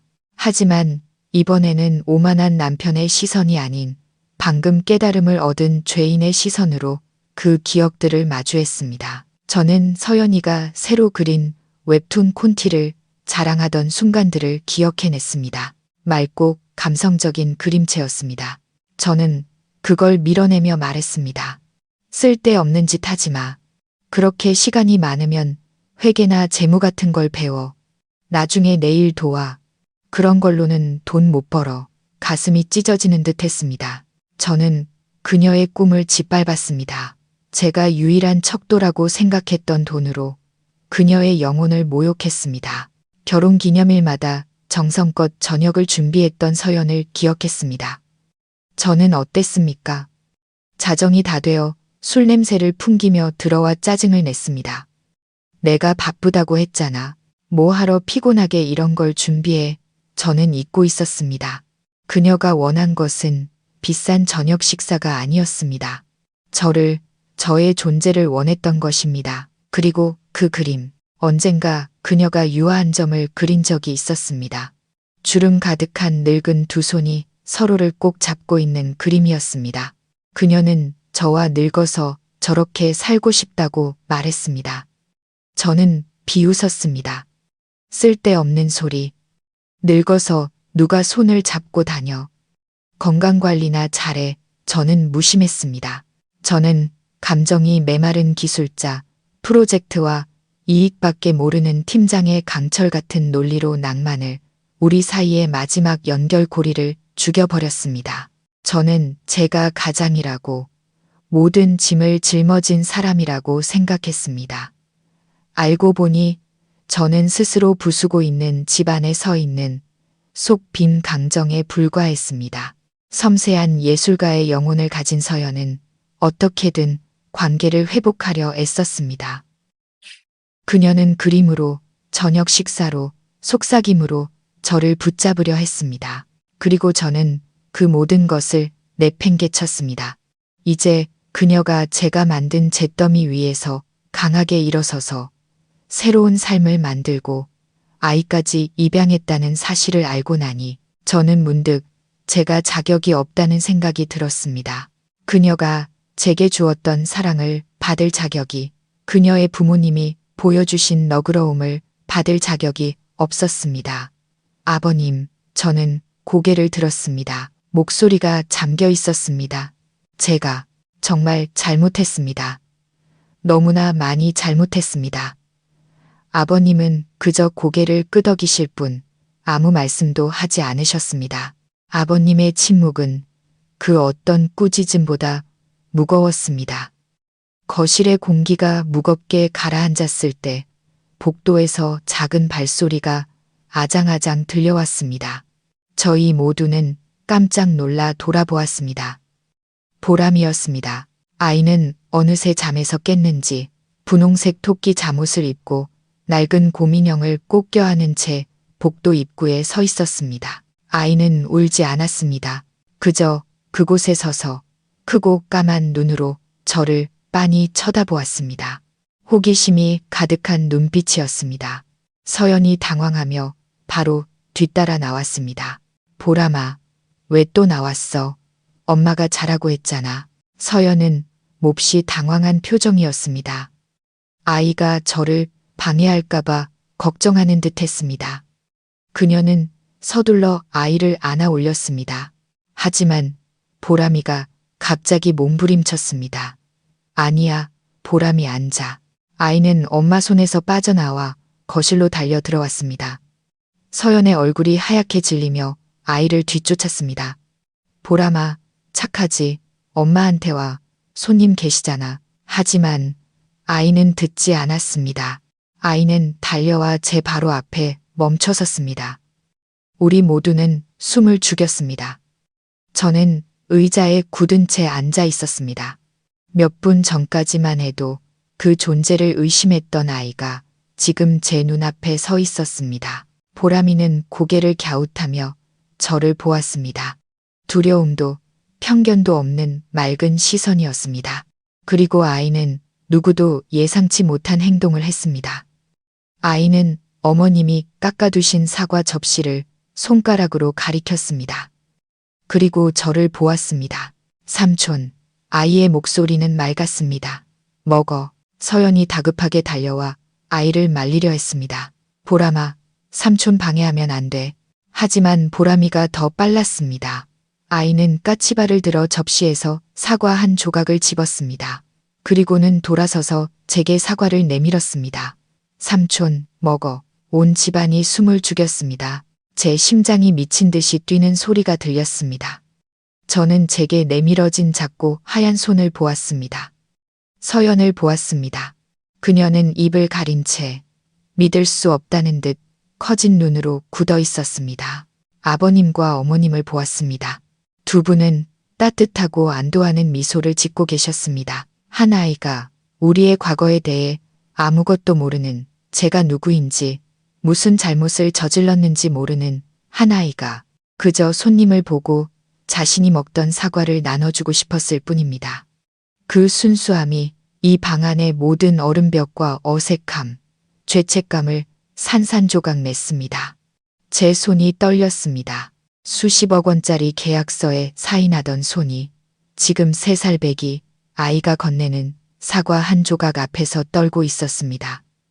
저는 천천히 손을 내밀었습니다. 삼촌이 고마워. 저는 사과를 받았습니다. 제 손가락이 아이의 작고 따뜻한 손에 스쳤습니다. 보람이는 방긋 웃었습니다. 아무런 경계심 없는 환한 미소였습니다. 임무를 완수했다는 듯 아이는 쌩하고 달려가 서연의 다리를 껴안았습니다. 서연은 몸을 숙여 아이를 안아 올렸습니다. 아이의 머리를 쓰다듬어 주면서도 그녀의 시선은 저를 향하고 있었습니다. 조금 전에 차갑고 냉담한 눈빛은 사라지고 그 자리에는 놀라움과 당혹감이 뒤섞인 복잡한, 하지만 더 이상 미움은 없는 눈빛이 자리하고 있었습니다. 침묵을 깬 것은 어머님이었습니다. 어머님은 환하게 웃으셨습니다. 아이고, 우리 보람이가 주는 건데 삼촌이 안 먹으면 안 되지. 민준아, 어서 먹어봐. 아, 늦었는데 우리 다 같이 야식이나 먹자. 내가 내려가서 닭죽 좀 데워올게. 다 같이 뜨끈하게 먹자. 어머님은 그렇게 말씀하시고는 분주하게 부엌으로 내려가셨습니다. 무거운 공기가 사라졌습니다. 저는 손에 든 사과를 한 입 베어 물었습니다. 아삭하고 달콤한 맛. 4년 만에 처음으로 마음이 가벼워지는 것을 느꼈습니다. 부엌에서 어머님이 분주하게 움직이는 소리와 함께 고소한 닭죽 냄새가 거실로 퍼져나오며 감격적인 침묵에 잠겨있던 우리를 현실로 이끌었습니다. 딸의 행동에 잠시 당황했던 서연도 조심스럽게 보람이를 아버님 의자 옆 작은 의자에 앉혔습니다. 보람아, 착하지. 여기서 외할아버지랑 놀고 있어. 엄마는 부엌에서 할머니 좀 도와드릴게. 서연의 목소리는 처음과 달리 가시 돋친 냉담함이 사라지고 한결 부드러워져 있었습니다. 네, 보람이가 낭낭하게 대답했습니다. 아이는 곧바로 아버님을 향해 곰인형을 자랑했습니다. 할아버지, 오늘 곰돌이는 이불에 쉬 안 했어요. 아버님은 인자하게 웃으며 아이의 머리를 쓰다듬었습니다. 그랬어. 우리 곰돌이 기특하네. 보람이처럼. 저는 그 광경을 지켜보고 있었습니다. 다정한 외할아버지와 순진한 손녀. 어머님은 분주하게 그릇과 수저를 준비하셨습니다. 서연도 부엌으로 내려갔고 두 모녀가 조곤조곤 이야기하는 소리와 도마 소리가 들려왔습니다. 가족의 분위기, 이 두 단어가 갑자기 제 머릿속에 선명하게 떠올라 가슴을 짓눌렀습니다. 이것이 바로 제가 한때 가졌지만 단 한 번도 소중히 여기지 않았던 가족의 분위기였습니다. 지난 4년간 저는 고급 오피스텔에서 혼자 저녁을 먹거나 거래처 사람들과의 술자리에서 식사를 했습니다. 비싸고 화려하지만 차가운 식사였습니다.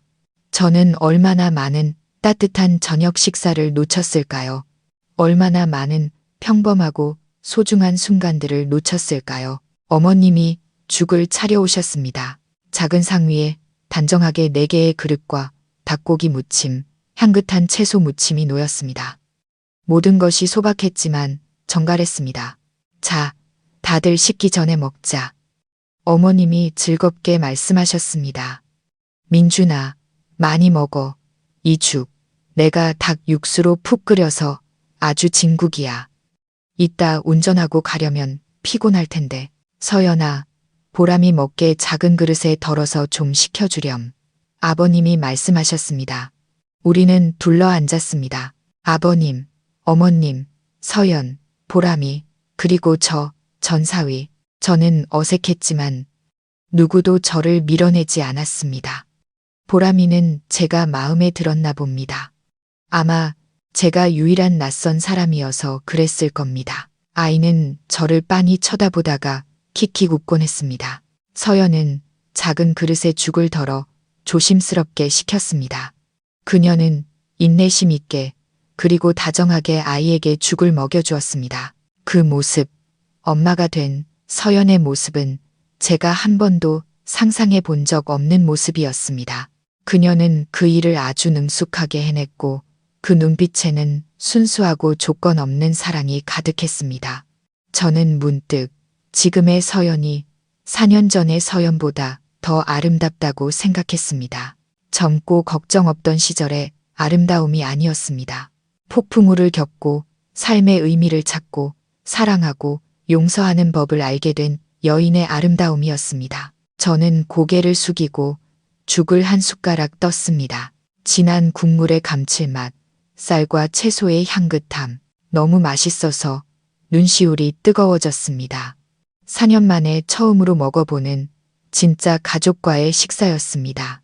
민준 삼촌, 보람이가 갑자기 저를 불렀습니다.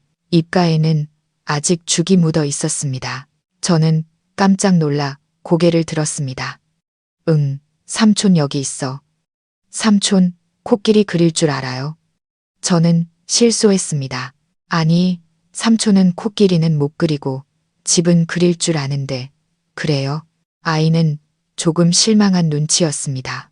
우리 엄마는 코끼리 엄청 잘 그려요. 동물원도 그려줬어요. 저는 서연을 힐끗 보았습니다. 그녀는 아이의 입을 닦아주며 못 들은 척했지만 귓불이 빨갛게 달아올라 있었습니다. 어머님이 웃으며 말씀하셨습니다. 제가 엄마 그림을 얼마나 좋아하는지 몰라. 하루 종일 엄마한테 딱 붙어서 이것저것 그려달라고 조른다니까.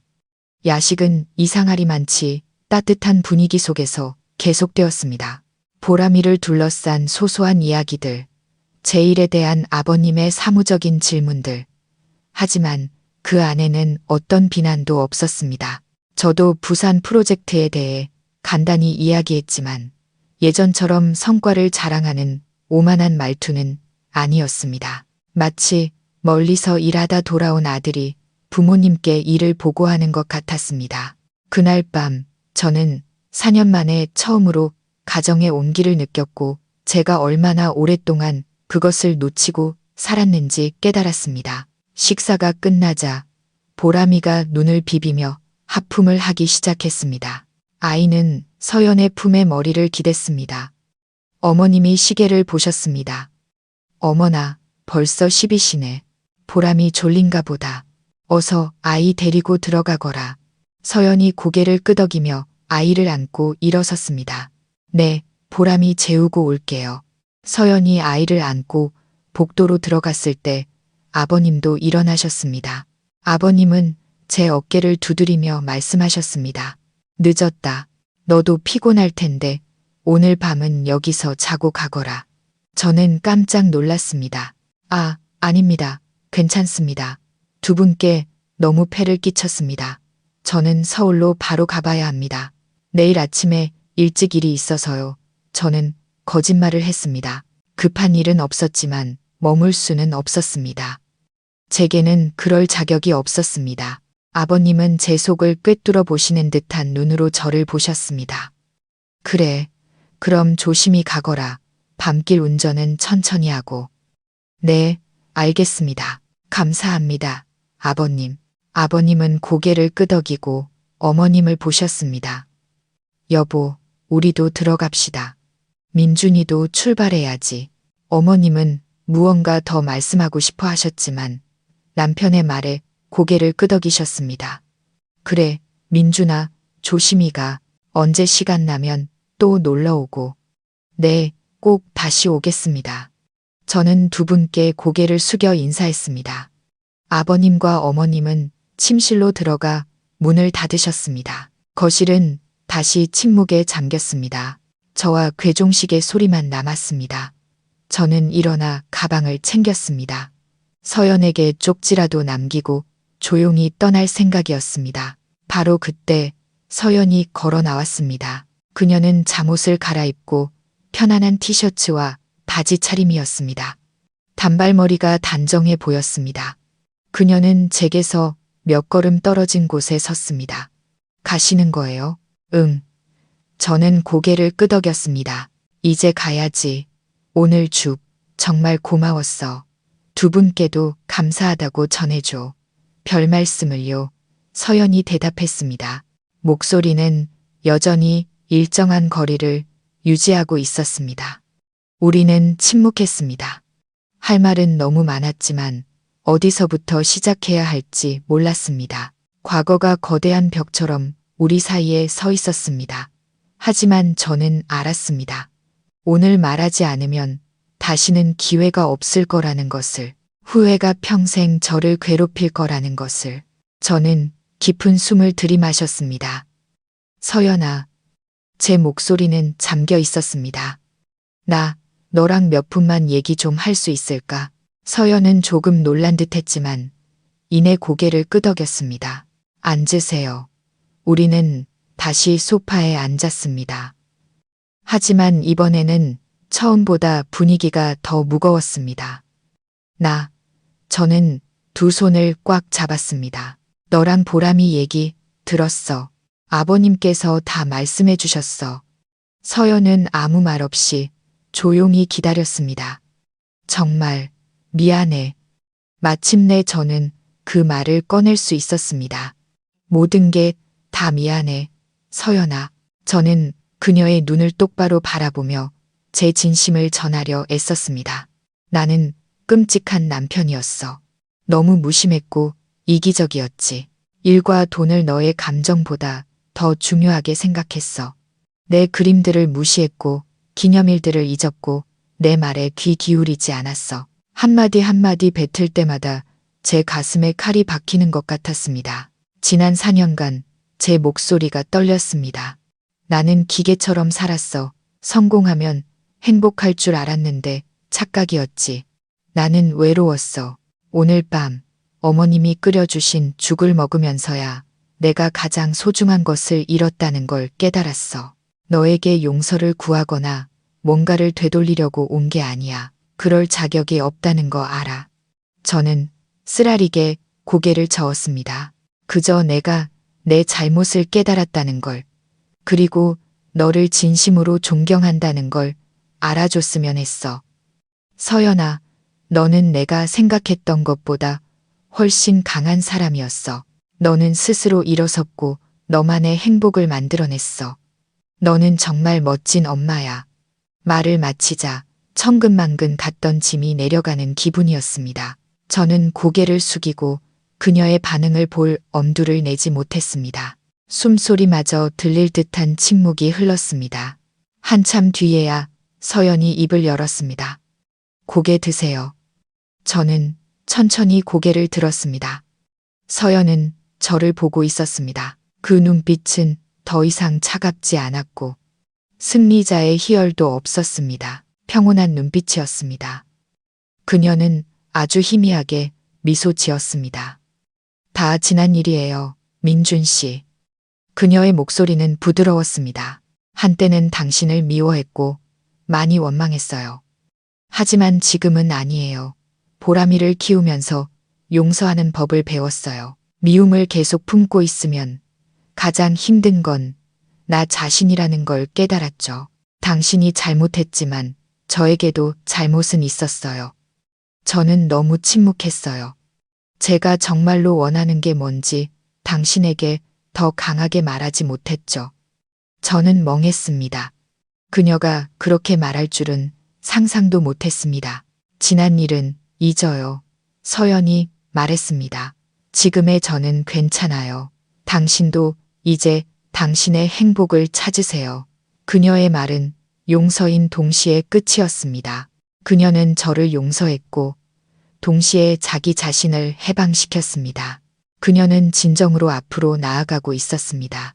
서연의 말, 당신도 당신의 행복을 찾으세요라는 그 말은 해방감과 동시에 제 마음속에 남은 마지막 희미한 희망마저 부드럽게 잘라내는 칼날 같았습니다.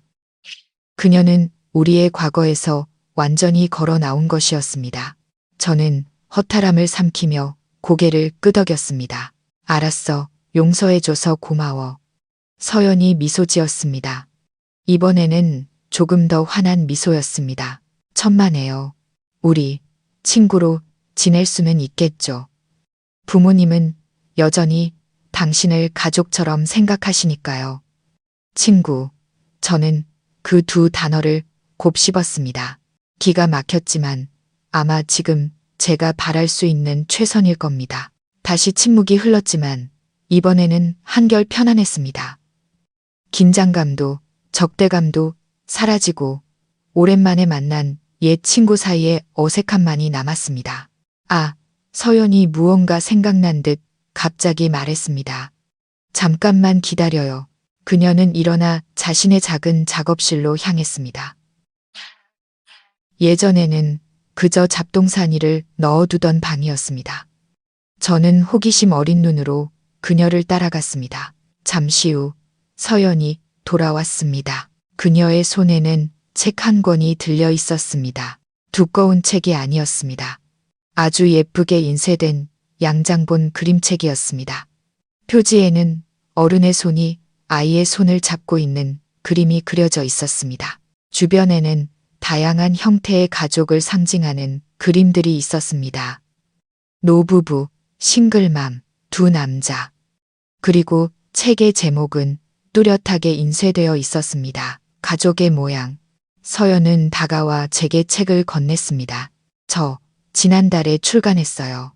서연의 목소리에는 약간의 망설임과 감출 수 없는 자부심이 섞여 있었습니다. 선물로 드리고 싶어서요. 저는 멍하니 서 있었습니다. 떨리는 손으로 책을 받았습니다. 네가 책을 냈다고? 쓸데없는 짓, 돈 안 되는 일이라고 말했던 제 과거의 목소리가 귓가에 맴돌았고 얼굴이 화끈거렸습니다. 저는 책장을 넘겼습니다. 그녀의 익숙한 그림체. 여전히 맑고 감성적이었지만 한층 더 성숙하고 깊어져 있었습니다. 책은 하나의 긴 이야기가 아니었습니다. 행복의 다양한 모습에 대한 짧은 이야기들의 묶음이었습니다. 힘겹게 아이를 키우는 싱글맘의 이야기가 있었는데 그 모습이 바로 서연이라는 것을 알 수 있었습니다. 사소한 일로 다투는 신혼부부의 이야기도 있었고 아빠를 찾아 나선 고아 소년의 이야기도 있었습니다. 그리고 마지막 장에는 큰 그림 하나가 있었습니다. 능소와 담장 아래 아늑한 작은 집이 그려져 있었습니다. 아버님과 어머님처럼 보이는 노부부가 차를 마시고 있었고 서연과 보람이로 보이는 젊은 엄마가 여자아이의 손을 잡고 있었습니다. 그리고 멀리 나무 아래 한쪽 구석에는 정장을 입은 남자가 혼자 서 있었습니다. 손에는 서류 가방을 들고 남자는 등을 돌리고 있었지만 저는 그가 저라는 것을 알았습니다. 그는 슬프지만 평온한 미소를 지으며 그 집을 바라보고 있었습니다. 누군가 제 심장을 꽉 쥐는 것 같았습니다. 처음으로, 제 인생에서 처음으로 저는 그녀의 영혼을 마주했습니다. 그녀가 하고 싶었던 말, 그녀의 재능, 그녀의 꿈, 모든 것이 이 책 안에 담겨 있었습니다. 저는 고개를 들었습니다. 눈앞이 흐려졌습니다. 이거 정말 아름다워. 정말 대단해. 나 정말 무슨 말로 표현해야 할지 몰랐습니다. 자랑스럽다고요? 제게 그럴 자격이 있을까요? 미안해. 저는 다시 그 말밖에 할 수 없었습니다. 내 재능을 한 번도 인정해주지 않아서 미안해. 내가 정말 바보였어. 서연은 고개를 저었습니다. 아니요. 사과를 들으려고 준 게 아니에요. 당신이 이해했으면 해서 줬어요. 저는 제 길을 찾았어요. 과거의 아픔을 가지고 이 이야기들을 그려냈으니까요. 그녀는 제가 준 고통을 예술로 승화시킨 것이었습니다. 저는 책을 가슴에 꼭 껴안았습니다. 소중히 간직할게. 고마워. 정말 고마워. 시계를 보니 새벽 1시가 다 되어가고 있었습니다. 정말 가봐야겠다. 저는 일어섰습니다. 너무 늦었네. 서연도 고개를 끄덕였습니다. 네, 조심히 가세요. 그녀는 저를 문 밖까지 배웅했습니다. 제가 신발을 신으려 몸을 숙이고 있을 때 갑자기 어머님이 침실에서 나오셨습니다. 얇은 가운을 걸치고 계셨습니다. 민준이 가는 거냐? 네, 어머님. 안녕히 주무세요. 저 가보겠습니다. 그래, 내가 배웅해 줄게. 어머님이 말씀하셨습니다. 어머님은 서연을 보셨습니다. 보람이 깊이 잠들었니? 네, 잘 자요, 엄마. 그럼 네가 민준이 대문까지 배웅해 주렴. 어머님이 당부하셨습니다. 우리는 마당으로 나섰습니다. 밤 공기가 쌀쌀했습니다. 대문 앞 능소화가 바람에 흔들렸습니다. 어머님이 제 손을 잡으셨습니다. 민준아, 오늘 네가 와서 정말 기뻤다. 지난 일은 이제 마음에 담아두지 마라. 다음에 또 온다고 약속했지. 내 아버님도 너 많이 기다릴 거다. 네, 약속할게요. 제 마음이 따뜻해졌습니다. 자주 찾아뵙겠습니다. 그래, 다음에는 오기 전에 미리 전화하고 이렇게 밤늦게 말고 낮에 와. 그래야 내가 맛있는 거라도 해주지. 이렇게 급하게 오면 어떡해. 어머님의 잔소리는 예전과 똑같았습니다. 네, 알겠습니다. 저는 철제 대문을 열었습니다. 그때 아버님도 집에서 나오셨습니다. 이제 가는 거냐? 우리 전 사위. 아버님이 갑자기 농담을 하셨습니다. 저는 멋쩍게 머리를 긁적였습니다. 네. 아버님도 아직 안 주무셨어요? 자네 운전하는 거라도 봐야지. 아버님은 다가와 제 어깨를 툭툭 치셨습니다. 조심히 가게. 4년 만에 밤길 운전하다 길 잃지 말고. 네, 저는 웃었습니다. 길은 다 기억합니다. 아버님. 제가 작별 인사를 하려던 순간 갑자기 집 안에서 서연이 당황하며 보람이를 안고 뛰어나왔습니다. 아이는 잠이 덜 깨 눈을 비비고 있었습니다. 얘가 시끄러운 소리에 또 깼나 봐요. 서연이 미안한 듯 말했습니다. 보람이는 고개를 들고 저를 보자 잠이 확 깼습니다. 삼촌. 아이가 저를 불렀습니다. 삼촌, 가요? 저는 놀랐습니다. 응, 삼촌 이제 가. 보람이 코자.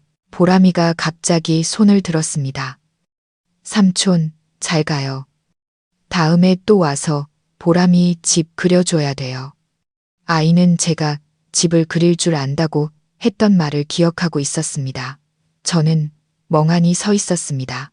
아버님, 어머님, 서연, 그리고 보람이, 네 사람 모두가 대문 앞에 서서 저를 배웅하고 있었습니다. 완벽한 하나의 가족, 그리고 저는 떠나는 사람이었습니다. 마음이 따뜻하면서도 동시에 아려왔습니다. 저는 아이에게 손을 흔들어 주었습니다. 응, 삼촌이 약속할게. 다음에 올 때 색연필이랑 스케치북 사와서 보람이 집 그려줄게. 와, 신난다. 아이가 소리쳤습니다. 서연이 저를 보았습니다.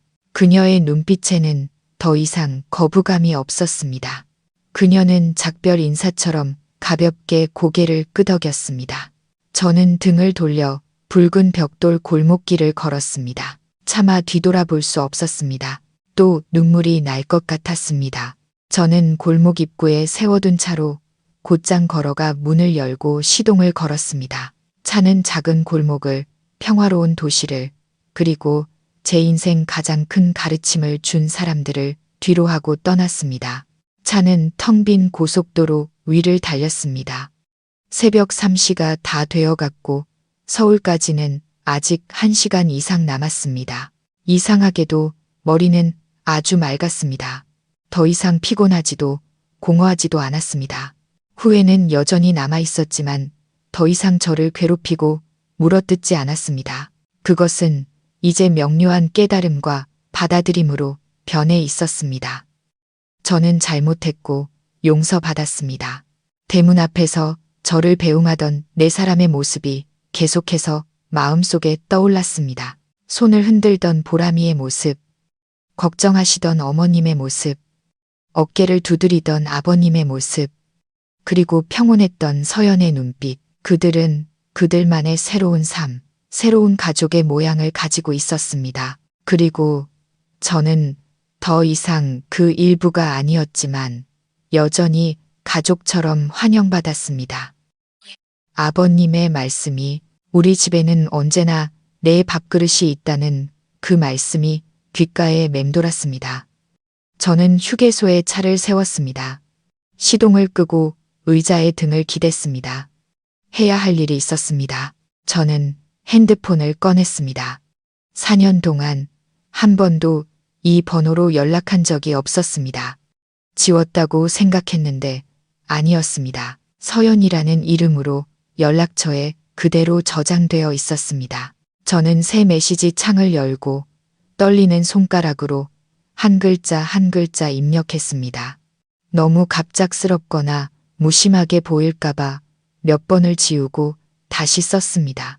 마침내 메시지를 완성했습니다. 서연아, 나 이제 거의 서울 도착했어. 오늘 밤 모든 것에 대해 너와 두 분께 정말 감사해. 닭죽도 너무 맛있었고 책은 정말 멋졌어. 이제야 알 것 같아. 저는 잠시 망설였습니다. 말을 더 해도 될까? 저는 숨을 한번 고르고 이어서 썼습니다. 이런 말 하는 게 신뢰가 될지 모르겠지만 혹시 나중에 기회가 된다면 친구로서 두 분과 보람이를 다시 보러 가도 될까? 삼촌이 보람이한테 집 그려주기로 약속했거든. 저는 메시지를 다시 읽었습니다. 진심이 담겨 있었고 선을 넘지 않았습니다. 결정은 그녀의 몫으로 남겨두었습니다. 저는 전송 버튼을 눌렀습니다. 심장이 두근거렸습니다. 보내졌다. 저는 핸드폰을 조수석에 던져두고 차마 쳐다보지 못했습니다. 그녀는 자고 있을지도 모릅니다. 읽고 답장을 안 할 수도 있습니다. 혹은 안 된다고 할 수도 있습니다. 어느 쪽이든 저는 제 마음을 전했습니다. 다시 시동을 걸고 출발하려는데 띠링하고 메시지 알림음이 울렸습니다. 저는 화들짝 놀라 핸드폰을 낚아챘습니다. 서연에게서 온 메시지였습니다. 이렇게 빨리 저는 메시지를 열었습니다. 화면이 밝아졌습니다. 단 한 글자만이 적혀 있었습니다. 네, 그냥 네 한 글자. 간단했지만 지금의 저에게는 수십억 원짜리 계약서보다 더 값진 말이었습니다. 그것은 사랑의 약속도 재결합의 신호도 아니었습니다. 그것은 하나의 문이었습니다. 새로운 관계를 향해, 이해와 화해를 향해, 부부가 아닌 가족으로서의 미래를 향해 이제 막 열리기 시작한 문. 4년 만에 처음으로 제 마음은 이상하리만치 가볍고 평화로워졌습니다. 저는 어둠 속으로 차를 몰았지만 제 마음 속에는 이미 동이 트고 있었습니다. 저는 깃털처럼 가벼운 마음으로 서울을 향해 운전했습니다. 새벽 4시 도시가 잠에서 깨어나기 시작했습니다. 저는 주차장에 차를 세우고도 바로 집으로 올라가지 않았습니다. 운전석에 기댄 채 핸드폰 화면에 떠있는 네라는 한 글자를 멍하니 바라보았습니다. 그 한 글자는 우리가 다시 시작한다는 의미가 아니었습니다. 서연이 모든 상처를 잊었다는 의미도 아니었습니다. 그것은 단지 영원히 굳게 닫혔다고 생각했던 문에 이제 막 열쇠가 꽂혔다는 의미였습니다. 빛이 들어올 만큼 작은 틈이 생긴 것입니다.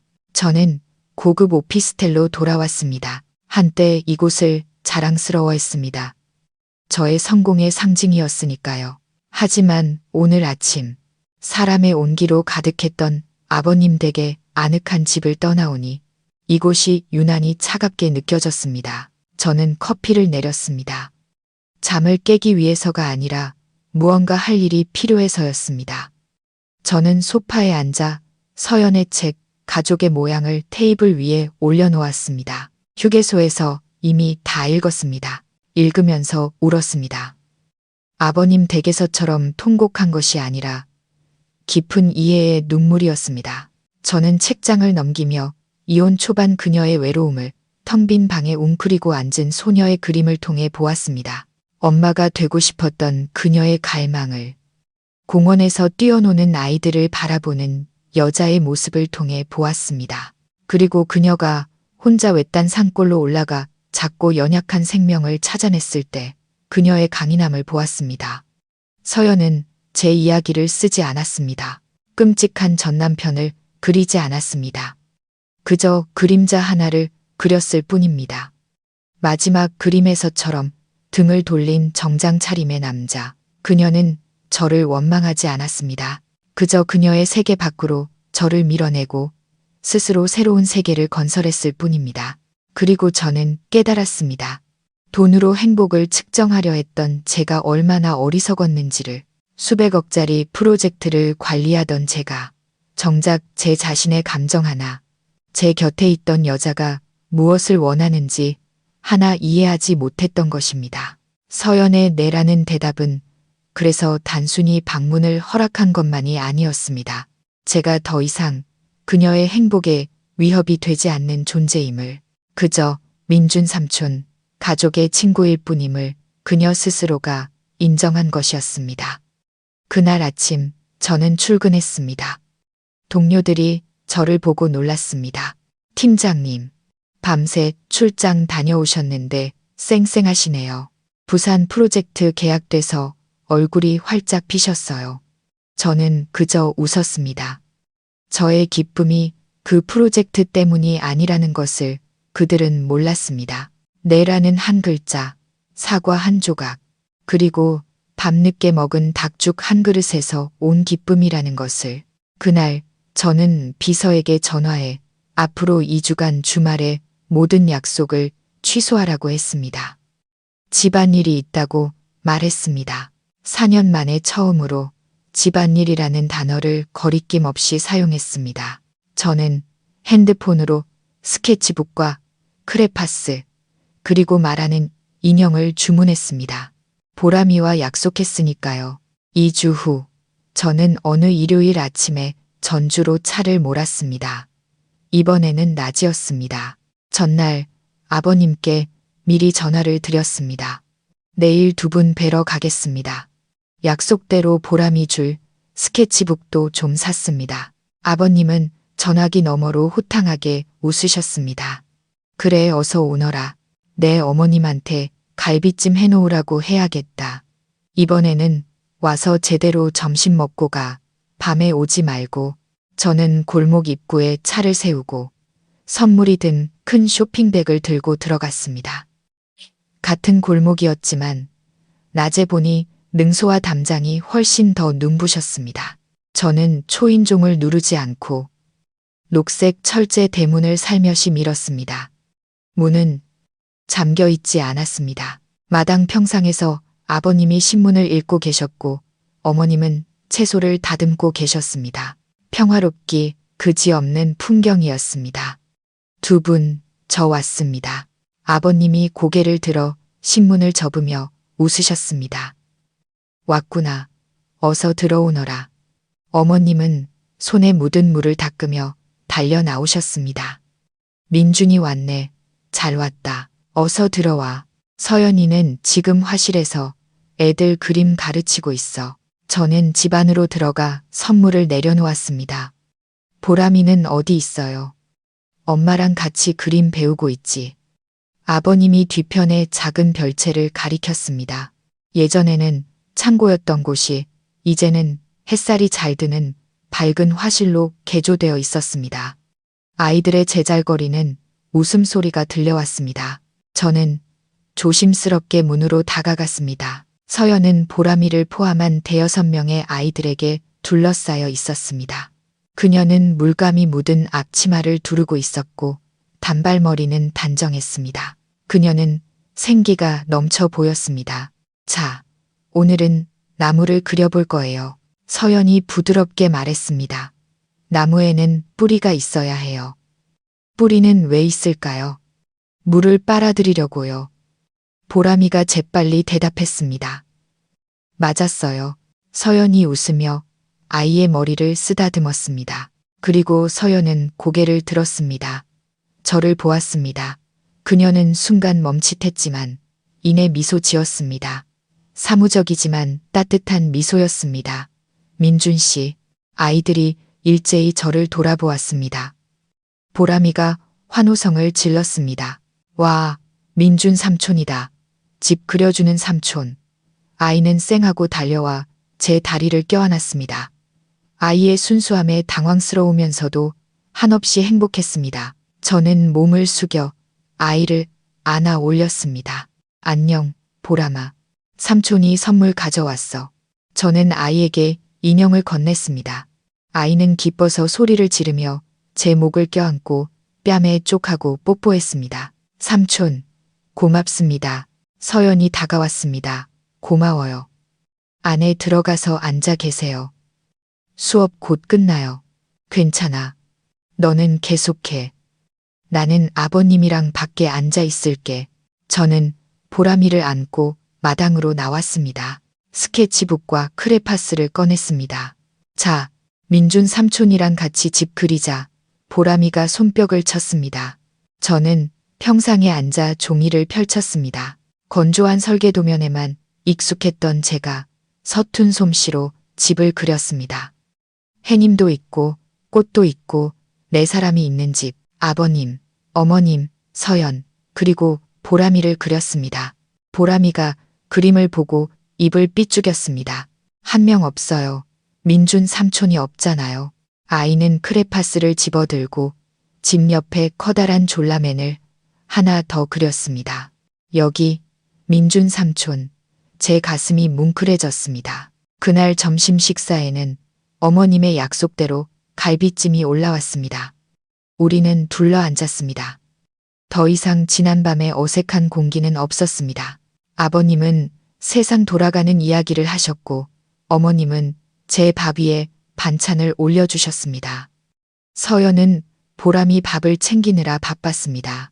가끔 저와 서연은 눈이 마주쳤고 그럴 때마다 가볍게 고개를 끄덕이며 웃었습니다. 많은 말이 필요 없었습니다. 모든 것이 그 자리에 있었습니다. 우리는 말 그대로 확장된 가족이 되었습니다. 꼭 한 지붕 아래 살지 않아도 되는 가족, 정과 용서, 그리고 한 아이에 대한 공동의 사랑으로 연결된 가족. 아버님과 어머님은 다시 아들처럼 찾아오는 사람을 얻었고 보람이는 자신을 사랑해주는 민준 삼촌을 얻었습니다. 서연은 친구를 얻었고 그리고 저는 마침내 가장 평화로운 안식처를 되찾았습니다.